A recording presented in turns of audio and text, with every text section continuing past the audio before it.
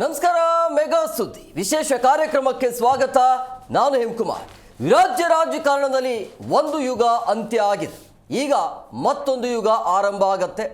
ಇನ್ಮೇಲೆ ಏನೇ ಇದ್ರೂ ಕೂಡ ಡಿ.ಕೆ. ಶಿವಕುಮಾರ್ ಅವರ ದರ್ಬಾರ್ ಶುರುವಾಗತ್ತೆ. ಆರಂಭದಲ್ಲಿ ನಾವೆಲ್ಲರೂ ಕೂಡ ಅಂದ್ಕೊಂಡಿದ್ವಿ ಅಷ್ಟು ಸುಲಭ ಅಲ್ಲ, ಡಿ.ಕೆ. ಶಿವಕುಮಾರ್ ಅವರಿಗೆ ಸಿ.ಎಂ ಗಾದಿ ಹಿಡಿಯೋದು ಅಷ್ಟು ಸುಲಭ ಅಲ್ಲ ಅನ್ನುವಂಥ ಚರ್ಚೆಗಳಂತೂ ದೊಡ್ಡ ಮಟ್ಟದಲ್ಲಿ ಆಗ್ತಾ ಇತ್ತು. ಆದರೆ ಅದನ್ನು ಸುಲಭವಾಗಿ ಮಾಡಿಕೊಟ್ಟಿದ್ದು ಸಿದ್ದರಾಮಯ್ಯನವರು. ಸೊ ಹಂಗಾಗಿ ಅಷ್ಟು ಸುಲಭವಾಗಿ ತಮ್ಮ ಸ್ಥಾನವನ್ನು ತ್ಯಾಗ ಮಾಡಿದ್ದು ಯಾಕೆ ಅನ್ನುವಂಥ ಯಕ್ಷ ಪ್ರಶ್ನೆ ಆದರೂ ಕೂಡ ಒಪ್ಪಂದದಂತೆ ತಮ್ಮ ಒಂದು ನಿರ್ಣಯವನ್ನು ತೆಗೆದುಕೊಳ್ಳಲಾಗಿದೆ ಅನ್ನೋದು ಸ್ಪಷ್ಟ. ಹಿಂದೆ 2023ರಲ್ಲಿ ಆಗಿರುವಂಥ ಒಪ್ಪಂದದ ಪ್ರಕಾರವಾಗಿ ಆ ಒಪ್ಪಂದದ ಅನ್ವಯ ಸಿದ್ದರಾಮಯ್ಯನವರು ಪದತ್ಯಾಗವನ್ನು ಮಾಡಿದರು, ಅಂದರೆ ತಮ್ಮ ಸ್ಥಾನವನ್ನು ತ್ಯಾಗವನ್ನು ಮಾಡಿದ್ದಾರೆ. ಸೊ ಎಲ್ರಿಗೂ ಕೂಡ ಒಂಥರ ಮಾದರಿಯಾಗಿದ್ದಾರೆ ಅಂತಲೂ ಕೂಡ ಹೇಳ್ಬೋದು. ಸೊ ಈಗ ಏನೇ ಇದ್ರೂ ಕೂಡ ಡಿ.ಕೆ. ಶಿವಕುಮಾರ್ ಅವರ ಆಡಳಿತ ನಡೆಯುತ್ತೆ.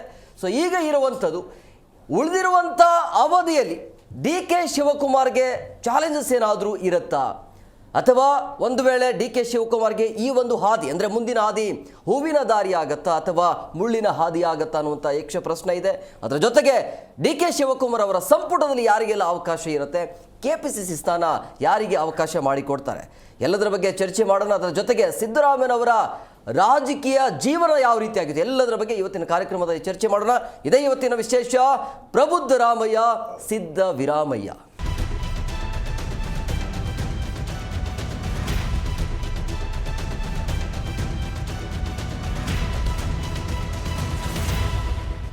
ಹೈಕಮಾಂಡ್ ಯಾವಾಗ ಸೂಚನೆ ಕೊಡ್ತಲ್ಲ ಸಿದ್ದರಾಮಯ್ಯ ಅವರಿಗೆ, ಅದೇ ರೀತಿಯಾಗಿ ತಮ್ಮ ಸ್ಥಾನವನ್ನು ಬಿಟ್ಟುಕೊಟ್ಟಿದ್ದಾರೆ.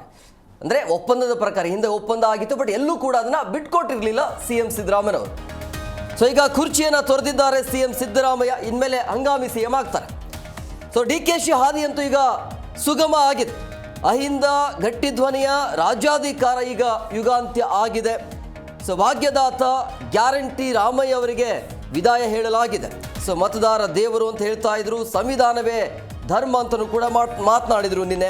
ಸೊ ರಾಜಿ ಇಲ್ಲದ ಸಿದ್ಧಾಂತ ಮತ್ತು ತತ್ವದರ್ಶಗಳಿಗೆ ಆದ್ಯತೆಯನ್ನು ಕೊಡಬೇಕಾಗತ್ತೆ ಅಂತ ಮಾತನಾಡಿದ್ದಾರೆ. ಸೊ ತ್ಯಾಗರಾಮಯ್ಯ ಆಡಳಿತಕ್ಕೆ ಜನ ಅಂತೂ ಫುಲ್ ಮಾರ್ಕ್ಸನ್ನು ಕೊಟ್ಟಿದ್ದಾರೆ.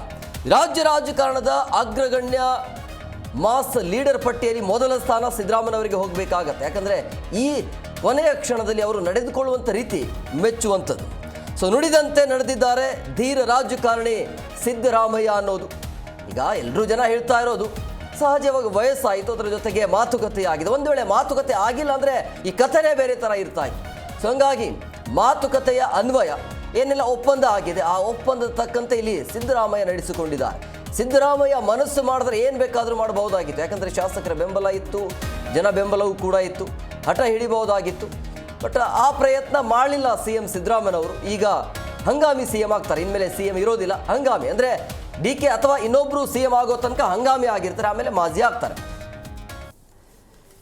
ನಿನ್ನೆ ಸುದ್ದಿಗೋಷ್ಠಿ ಮುಖಾಂತರ ತಮ್ಮ ಸ್ಥಾನವನ್ನು ಬಿಟ್ಟುಕೊಟ್ರು.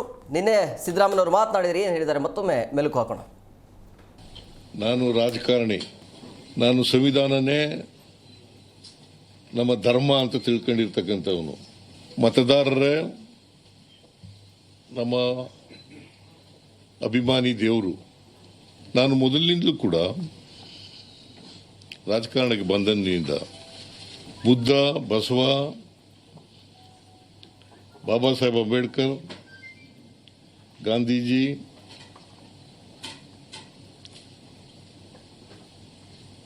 ಇವರ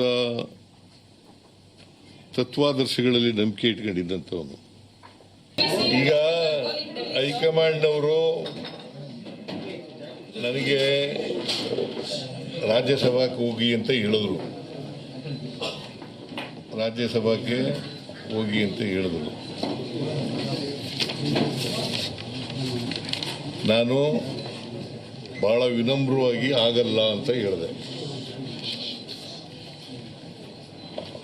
ನಾನು ರಾಷ್ಟ್ರ ರಾಜಕಾರಣದಲ್ಲಿ ನನಗೆ ಆಸಕ್ತಿ ಇಲ್ಲ, ರಾಜ್ಯ ರಾಜಕಾರಣದಲ್ಲೇ ಇರ್ತೀನಿ.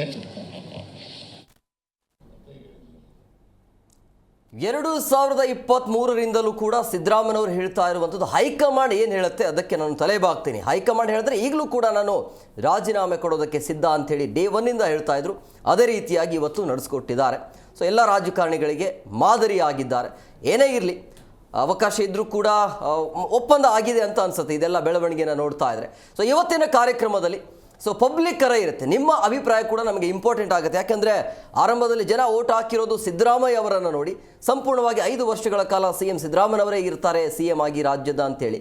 ಬಟ್ ಈಗ ಇದ್ದಕ್ಕಿದ್ದಾಗೆ ಈ ಒಂದು ಬೆಳವಣಿಗೆ ಅಥವಾ ಬದಲಾವಣೆ ನೋಡ್ತಾ ಇದ್ರೆ ಜನರಲ್ಲಿ ಆತಂಕ ಇದೆಯಾ, ಅಥವಾ ಮುಂದಿನ ಅವಧಿಯಲ್ಲಿ DK ಶಿವಕುಮಾರ್ ಅವರ ಆಡಳಿತ ಹೇಗಿರುತ್ತೆ ಅನ್ನೋದು ಕುತೂಹಲ ನಿಮಗೂ ಕೂಡ ಇರಬಹುದು. ಸೊ ಹಂಗಾಗಿ ನಿಮ್ಮ ಅಭಿಪ್ರಾಯ, ಸಿದ್ದರಾಮಯ್ಯನವರ ರಾಜಕೀಯ ಹಾದಿ ಜೀವನ ಯಾವ ರೀತಿಯಾಗಿ, ಉಳಿದಿರುವಂಥ ಅವಧಿಯಲ್ಲಿ DK ಶಿವಕುಮಾರ್ ಅವರ ಆಡಳಿತ ಹೇಗಿರುತ್ತೆ ಅದನ್ನು ಮುಕ್ತವಾಗಿ ಕೂಡ ನೀವು ಶೇರ್ ಮಾಡ್ಕೊಳ್ಬೋದು ನಮ್ಮ ಜೊತೆಗೆ. ಅದರ ಜೊತೆಗೆ ನಮ್ಮ ಜೊತೆಗೆ ಇವತ್ತು ಚಿಂತಕರು ಕೂಡ ಜಾಯ್ನ್ ಆಗಿದ್ದಾರೆ. ನಾನು ಅವ್ರನ್ನ ಕಾರ್ಯಕ್ರಮಕ್ಕೆ ವೆಲ್ಕಮ್ ಮಾಡ್ತೀನಿ. ಶಶಿಕಾಂತ್ ಹೆಡ್ಡಳ್ಳಿ ಅವರು ಸರ್, ಕಾರ್ಯಕ್ರಮಕ್ಕೆ ಆತ್ಮೀಯವಾದಂಥ ಸ್ವಾಗತ. ಎಸ್ ಶಶಿಕಾಂತ್ ಸರ್, ಇದೇ ಡಿಬೇಟಲ್ಲಿ ಸುಮಾರು ಸರಿ ನಾವು ಮಾತನಾಡಿದ್ದೀವಿ. CM ಸಿದ್ದರಾಮಯ್ಯ ಅಥವಾ ಈಗ ಸಿದ್ದರಾಮಯ್ಯ ಅಂತಲೇ ತೊಳಗೋಣ, ಹಂಗಾಮಿ ಸಿದ್ದರಾಮಯ್ಯನವರು ಎಷ್ಟು ಸುಲಭವಾಗಿ CM ಸ್ಥಾನವನ್ನು ಬಿಟ್ಕೊಡೋದಿಲ್ಲ ಅಂತೇಳಿ ನಾವು ಸುಮಾರು ಬಾರಿ ಚರ್ಚೆ ಮಾಡಿದ್ದೀವಿ.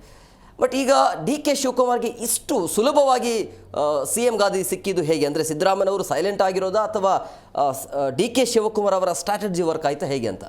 ತುಂಬ ಒತ್ತಡವನ್ನು ತೆಗೆದುಕೊಂಡು ಹೈಕಮಾಂಡ್ ಮೇಲೆ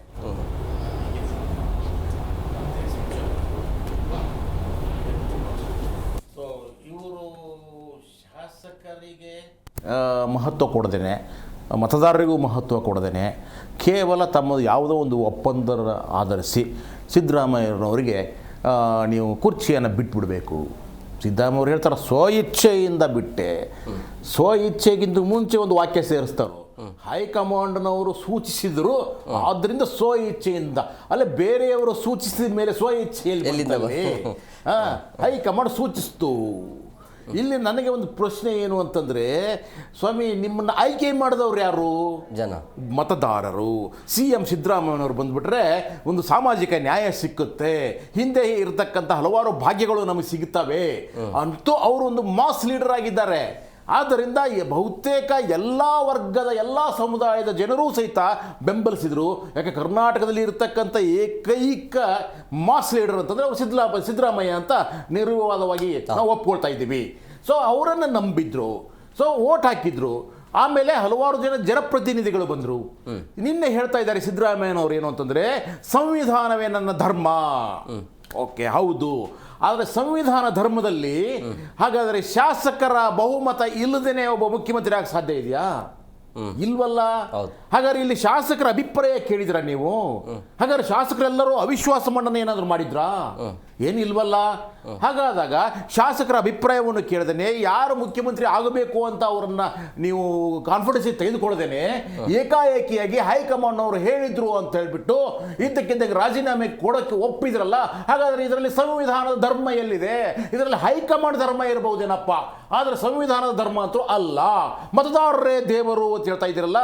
ಹಾಗಾದ್ರೆ ಯಾವ ಮತದಾರರು? ಇಲ್ಲಿ ಮತದಾರರು ಅಂದ್ರೆ ಮತದಾರರ ರಿಪ್ರೆಸೆಂಟೇಟಿವ್ ಆಗಿ ಜನಪ್ರತಿನಿಧಿಗಳು ಇರ್ತಾರಲ್ವಾ, ಹೌದು.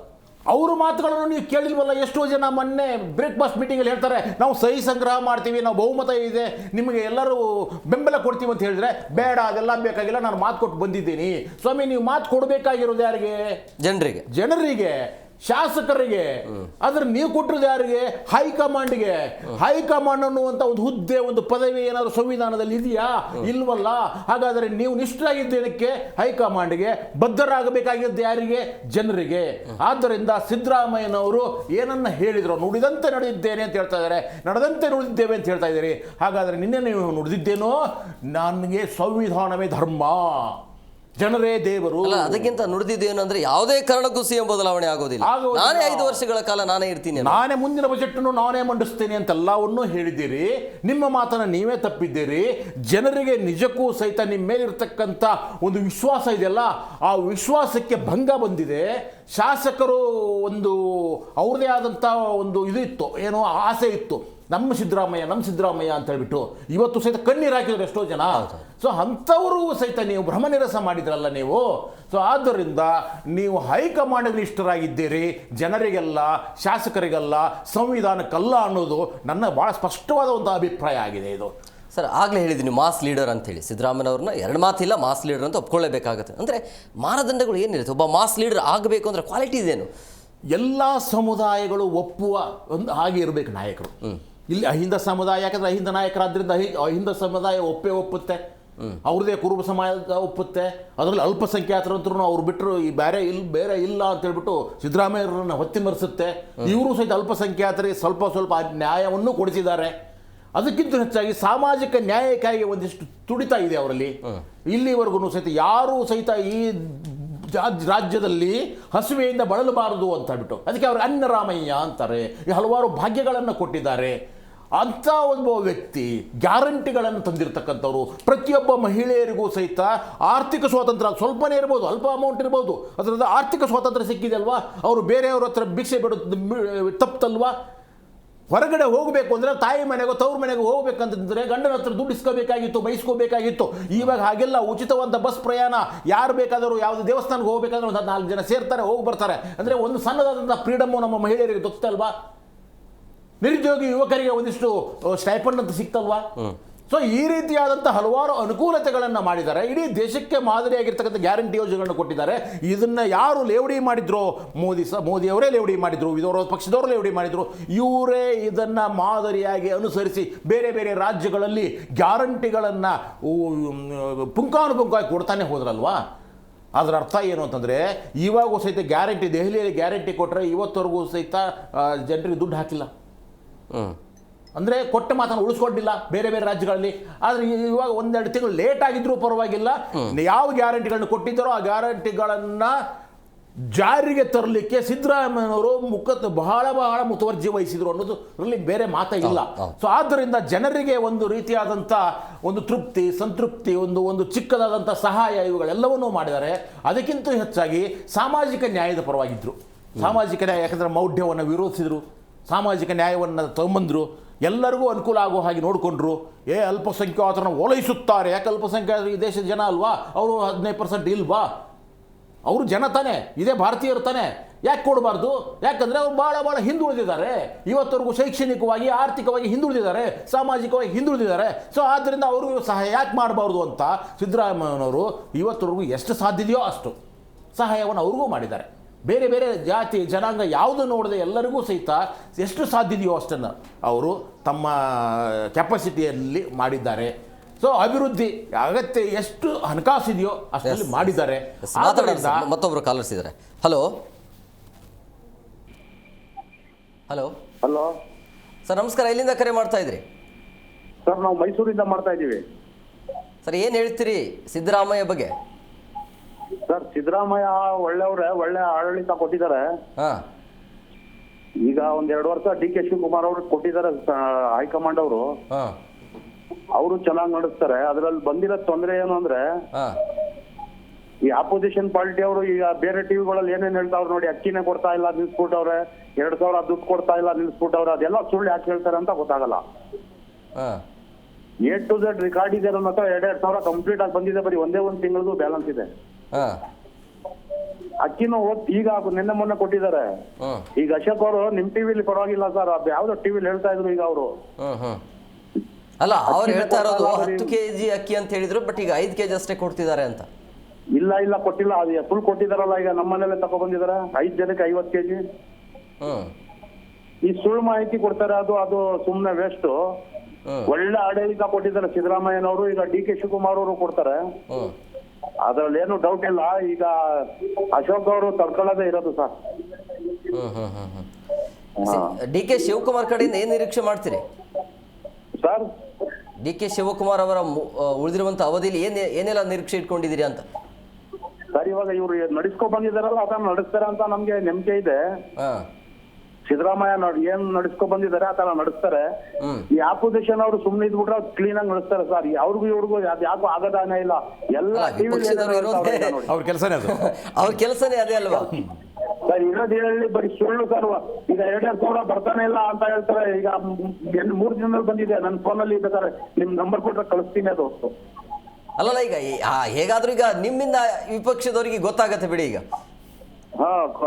ಕಂಪ್ಲೀಟ್ ಆಗಿ ಬಂದಿದೆ. ಒಂದ್ ತಿಂಗಳು ಮಾತ್ರ ಬ್ಯಾಲೆನ್ಸ್ ಇದೆ. A to Z ಯಾವಾಗಿನ ಕೊಡ್ತಾ ಇದಾರೆ ಅದು ಬಟ್ ಇನ್ನೊಂದು ಬಂದಿದೆ. ಆತಂಕ ಏನ್ ಗೊತ್ತಾ, ಈಗ DK ಶಿವಕುಮಾರ್ ಬರ್ತಾ ಇರೋದ್ರಿಂದಾಗಿ ಗ್ಯಾರಂಟಿಗಳಿಗೆ ಸಮಸ್ಯೆ ಆಗತ್ತೆ ಅಂತ, ಅದಕ್ಕೆ ಬ್ರೇಕ್ ಹಾಕ್ತಾರೆ ಅಂತ, ಕೊಡೋದಿಲ್ಲ ಇನ್ಮೇಲೆ ಅಂತ. ಏನು ಹಾಕಕ್ ಆಗಲ್ಲ ಸರ್. ಈಗ 2 ವರ್ಷ ಎಲೆಕ್ಷನ್ ಇದೆ. ಬಿಡಕ್ ಹಾಕಿದ್ರೆ ಅವ್ರಿಗೆ ಕಾಂಗ್ರೆಸ್ ಪಾರ್ಟಿ ಬಿಡಕ್ ಹಾಕ್ತಾರೆ.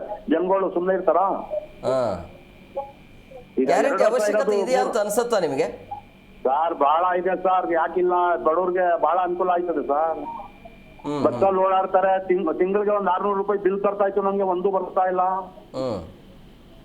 ಈಗ 2000 ಬರ್ತದೆ. ಒಂದು ಫೋನ್ ತಗೊಂಡಿದ್ದು ನಾವೇ, ಅದ್ರಲ್ಲಿ ಈಗ ಒಂದು ಬೈಕ್ ತಗೊಂಡಿದೀವಿ.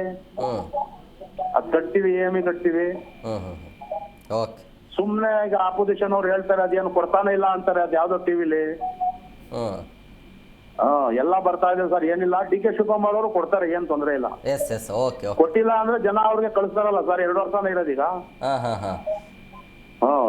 ಈಗ ಇನ್ನೂ ಚೆನ್ನಾಗಿ ಕೊಡ್ತಾರೆ. ಅದು ಒಂದೊಂದ್ ತಿಂಗಳು 2 ತಿಂಗಳು ಮಿಸ್ ಮಾಡ್ಬಿಟ್ಟು ಡಬಲ್ ಕೊಡ್ತಾ ಇದ್ರು.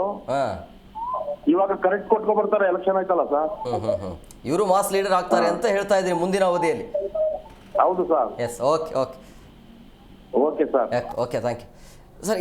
ಈಗ ಭಾಳಷ್ಟು ಜನರಿಗೆ ಇರುವಂಥ ಆತಂಕ ಏನಂದರೆ, DK ಶಿವಕುಮಾರ್ ಬಂದ ಮೇಲೆ ಎಲ್ಲೋ ಈ ಗ್ಯಾರಂಟಿಗಳಿಗೆ ಬ್ರೇಕ್ ಹಾಕ್ತಾರಾ ಅಥವಾ ಕಂಟಿನ್ಯೂ ಮಾಡ್ತಾರೋ ಅನ್ನೋ ಆತಂಕ ಇದೆ. ನಿಮ್ಗೆ ಏನು ಅನ್ಸುತ್ತೆ, ಕಂಟಿನ್ಯೂ ಮಾಡಬಹುದಾ ಅಥವಾ ಹೇಗೆ? ಅದಕ್ಕೆ ನಾವು ಸರ್ಜರಿ ಮಾಡುವಂಥ ಸಾಧ್ಯತೆ ಇರುತ್ತಾ? ಆ ಸರ್ಜರಿ ಸಾಧ್ಯತೆಗಳು ಜಾಸ್ತಿ ಇದ್ದಾವೆ. ಯಾಕಂದರೆ ಎಷ್ಟೋ ಜನ ಶ್ರೀಮಂತರಿಗೂ ಸಹಿತ ಕೊಡ್ತಾ ಇದ್ದೀರಿ, ಎಷ್ಟೋ ಜನ ಟ್ಯಾಕ್ಸ್ ಕಟ್ಟೋರಿಗೆ ಕೊಡ್ತಾ ಇದ್ದೀರಿ, ಎಷ್ಟೋ ಜನ ಯಾರೇ IT BT ಅವರೆಲ್ಲ ಯಾಕೆ ಬಸ್ಸಿಗೆ ಫ್ರೀ ಕೊಡಬೇಕು, ಈ ರೀತಿಯಾದ ಪ್ರಶ್ನೆಗಳಿದ್ದಾವೆ. ಅಕಸ್ಮಾತ್ ಬಂದಾಗ ಅವರಿಗೆ ಜನರು ಸಹಿತ ವಿರೋಧಿಸೋದಿಲ್ಲ. ತುಂಬ ಶ್ರೀಮಂತರಿಗೆ ಯಾಕೆ ಬೇಕು ಗ್ಯಾರಂಟಿಗಳು, ಬಡವರಿಗೆ ಕೊಡಿ ಅಂತ ಹೇಳ್ಬಿಟ್ಟು. ಸೊ ಆ ರೀತಿಯಾದಂಥ ಒಂದು ಸ್ವಲ್ಪ ಪರಿಷ್ಕರಣೆ ಆಗುವ ಎಲ್ಲ ಚಾನ್ಸಸ್ಗಳು ಇದ್ದಾವೆ, ಸಾಧ್ಯತೆಗಳು ಇದ್ದಾವೆ. ಈಗಾಗಲೇ ಹಲವಾರು ಸತಿ ಅವ್ರು ಹೇಳಿದ್ದಾರೆ. ಸೊ ಆದ್ದರಿಂದ ಇವರು ಇಬ್ಬರ ಮಧ್ಯದಲ್ಲಿರ್ತಕ್ಕಂಥ ಒಂದಿಷ್ಟು ವಿರೋಧಾಭಾಸಗಳನ್ನು ಯೋಚನೆ ಮಾಡಬೇಕಾಗತ್ತೆ. ಈಗ ಸಿದ್ದರಾಮಯ್ಯನವರು ಇದ್ದಾರಲ್ಲ, ಅವ್ರಿಗೆ ಬಹಳ ಸೈದ್ಧಾಂತಿಕ ಬದ್ಧತೆ ಇತ್ತು. ಸೈದ್ಧಾಂತಿಕ ಬದ್ಧತೆ ಅಂದರೆ ಕಾಂಗ್ರೆಸ್ ಏನು ಸಿದ್ಧಾಂತ ಇದೆಯೋ ಆ ಸಿದ್ಧಾಂತಕ್ಕೆ ಬದ್ಧರಾಗಿರ್ತಕ್ಕಂಥವ್ರು ಇದ್ರು ಅವರು. ಸೊ ಇವರು ಸೈದ್ಧಾಂತಿಕ ಬದ್ಧತೆಯನ್ನು ಇತ್ತೀಚೆಗೆ ನಾವು ನೋಡಿಲ್ಲ. ಯಾಕಂದರೆ ಅದರ ಅಧ್ಯಕ್ಷರು ಹೇಳ್ತಾರೆ, ಖರ್ಗೆ ಅವರು ಕುಂಭಮೇಳಕ್ಕೆ ಹೋದರೆ ಯಾರಾದರೂ ಹೊಟ್ಟೆ ತುಂಬುತ್ತೇನ್ರಿ ಅಂತ ಅವ್ರು ಹೇಳ್ತಾರೆ. ಇವರು ಕುಂಭಮೇಳಕ್ಕೆ ಕುಟುಂಬ ಪರಿವಾರ ಸಮೇತ ಮುನಿಗೆ ಬರ್ತಾರೆ. ಅದರೇನು ಸೈದ್ಧಾಂತಿಕವಾದಂಥ ಒಂದು ವೈರುಧ್ಯ ಇದೆ. ಈಶಾ ಫೌಂಡೇಶನ್ಗೆ ಹೋಗ್ಬಿಟ್ಟು ಪಕ್ಕದಲ್ಲಿ ಕೂತ್ಕೊಂಡು ಬರ್ತಾರೆ. ಅದು ಸೈದ್ಧಾಂತಿಕ ಬದ್ಧತೆನಾ? ಅಥವಾ ಒಂದು ಸದನದಲ್ಲಿ ನಮಸ್ತೆ ಸದಾ ವತ್ಸಲೆ ಅಂತ ಹಾಡಾಡ್ತಾರೆ, ಅದು RSS ಗೀತೆ. ಸೊ ಈ ರೀತಿಯಾಗಿ ಅಂದರೆ ಯಾವ ಸೈದ್ಧಾಂತಿಕವಾದಂಥ ನಿಲುವನ್ನು ಹೊಂದಿದೆಯೋ ಪಕ್ಷ, ಅದಕ್ಕೆ ವಿರುದ್ಧವಾದ ಹಲವಾರು ಕೆಲಸಗಳನ್ನು ಅವರು ಮಾಡಿದರು. ಆದ್ದರಿಂದ ಆದರೆ ಸಿದ್ದರಾಮಯ್ಯನವರು ಇರ್ತಕ್ಕಂಥ ಸೈದ್ಧಾಂತಿಕ ಬದ್ಧತೆಯನ್ನು DK ಶಿವಕುಮಾರಿಂದ ನಾವು ಎಕ್ಸ್ಪೆಕ್ಟ್ ಮಾಡಲಿಕ್ಕೆ ಸಾಧ್ಯತೆಯಾ? ಇಲ್ಲಿವರೆಗೂ ಅವರ ಚಟುವಟಿಕೆಯನ್ನು ನೋಡಿ ಮಾತಾಡೋಣ ಸರ್. ಮತ್ತೊಬ್ಬರು ಕಾಲರ್ಸ್ ಇದ್ದಾರೆ. ಹಲೋ ಸರ್, ಎಲ್ಲಿಂದ ಕರೆ ಮಾಡ್ತಾ ಇದ್ರಿ? ನಾವು ಮೈಸೂರಿಂದ ಸರ್, ಹೇಳಿ ಸರ್. ಅಂತ ಹಾ, ತುಂಬಾ ಬೇಜಾರಾಯ್ತು ಸರ್. ಸಿದ್ದರಾಮಯ್ಯ ಅವ್ರು ರಾಜೀನಾಮೆ ಕೊಟ್ಟು ತುಂಬಾ ಬೇಜಾರಾಯ್ತು. ಯಾಕಂದ್ರೆ ಇನ್ನೂ ಪಾಪ 2 ವರ್ಷ ಇರ್ಬೇಕಾಯ್ತು. ಅವ್ರು ನಮ್ ಕಡೆ ನಾವು ವೋಟ್ ಮಾಡಿದ್ದು. ಅವರು MLA ಮಾತು ಕೇಳಿಲ್ಲ, ಅವರು ಜನಗಳ ಮಾತು ಕೇಳಿಲ್ಲ. ತುಂಬಾ ಬೇಜಾರಾಯ್ತು. ಆದ್ರೂ ಇನ್ ಮುಂದಕ್ಕೆ ಹೆಂಗಪ್ಪ ನಮ್ದು ಸ್ಥಿತಿ ಅನ್ನೋದು, ನಮ್ ಹಿಂದುಳಿದ ಕುರುಬ ಸಮಾಜದಲ್ಲಿ ಇನ್ನೊಬ್ರು ಮುಖ್ಯಮಂತ್ರಿ ಆಗಲ್ಲ. ಇನ್ಯಾವುದೇ ನಾವು ಇನ್ಯಾವ್ದು ಪಕ್ಷ ಆಪ್ಷನ್ ಇಲ್ಲ. ನಾವು ಇಲ್ಲಿಗೆ ಮಾಡ್ಬೇಕು. ಇನ್ನು ನಮ್ಗೆ ರಾಕೇಶ್ ಸಿದ್ದರಾಮಯ್ಯನವರು ಇಲ್ಲ, ಅವ್ರಿದ್ದೀರ ಒಂಥರ ಆನೆ ಬಲೆ ಇರೋದು. ಸ್ವಲ್ಪ ಬೇಜಾರಾಯ್ತು. ಇನ್ಮೇಲೆ ಇನ್ನೂ ಎಲ್ಲ ಒಗ್ಗಟ್ಟಾಗಿ ಕೆಲಸ ಮಾಡ್ಲಿ, ಅಕ್ಕಿ ಕೊಡ್ಲಿ, ಬಡವ್ರ ಬಗ್ಗರಿಗೆಲ್ಲ. ಅಲ್ಲ, ನೀವು ಆಗ್ಲೇ ಒಂದು ಮಾತು ಹೇಳಿದ್ರಿ, ಕುರುಬ ಸಮಾಜಕ್ಕೆ ಆತಂಕ ಶುರುವಾಗ್ತಾ ಇದೆ ಅಂತ. ಯಾವ ತರ?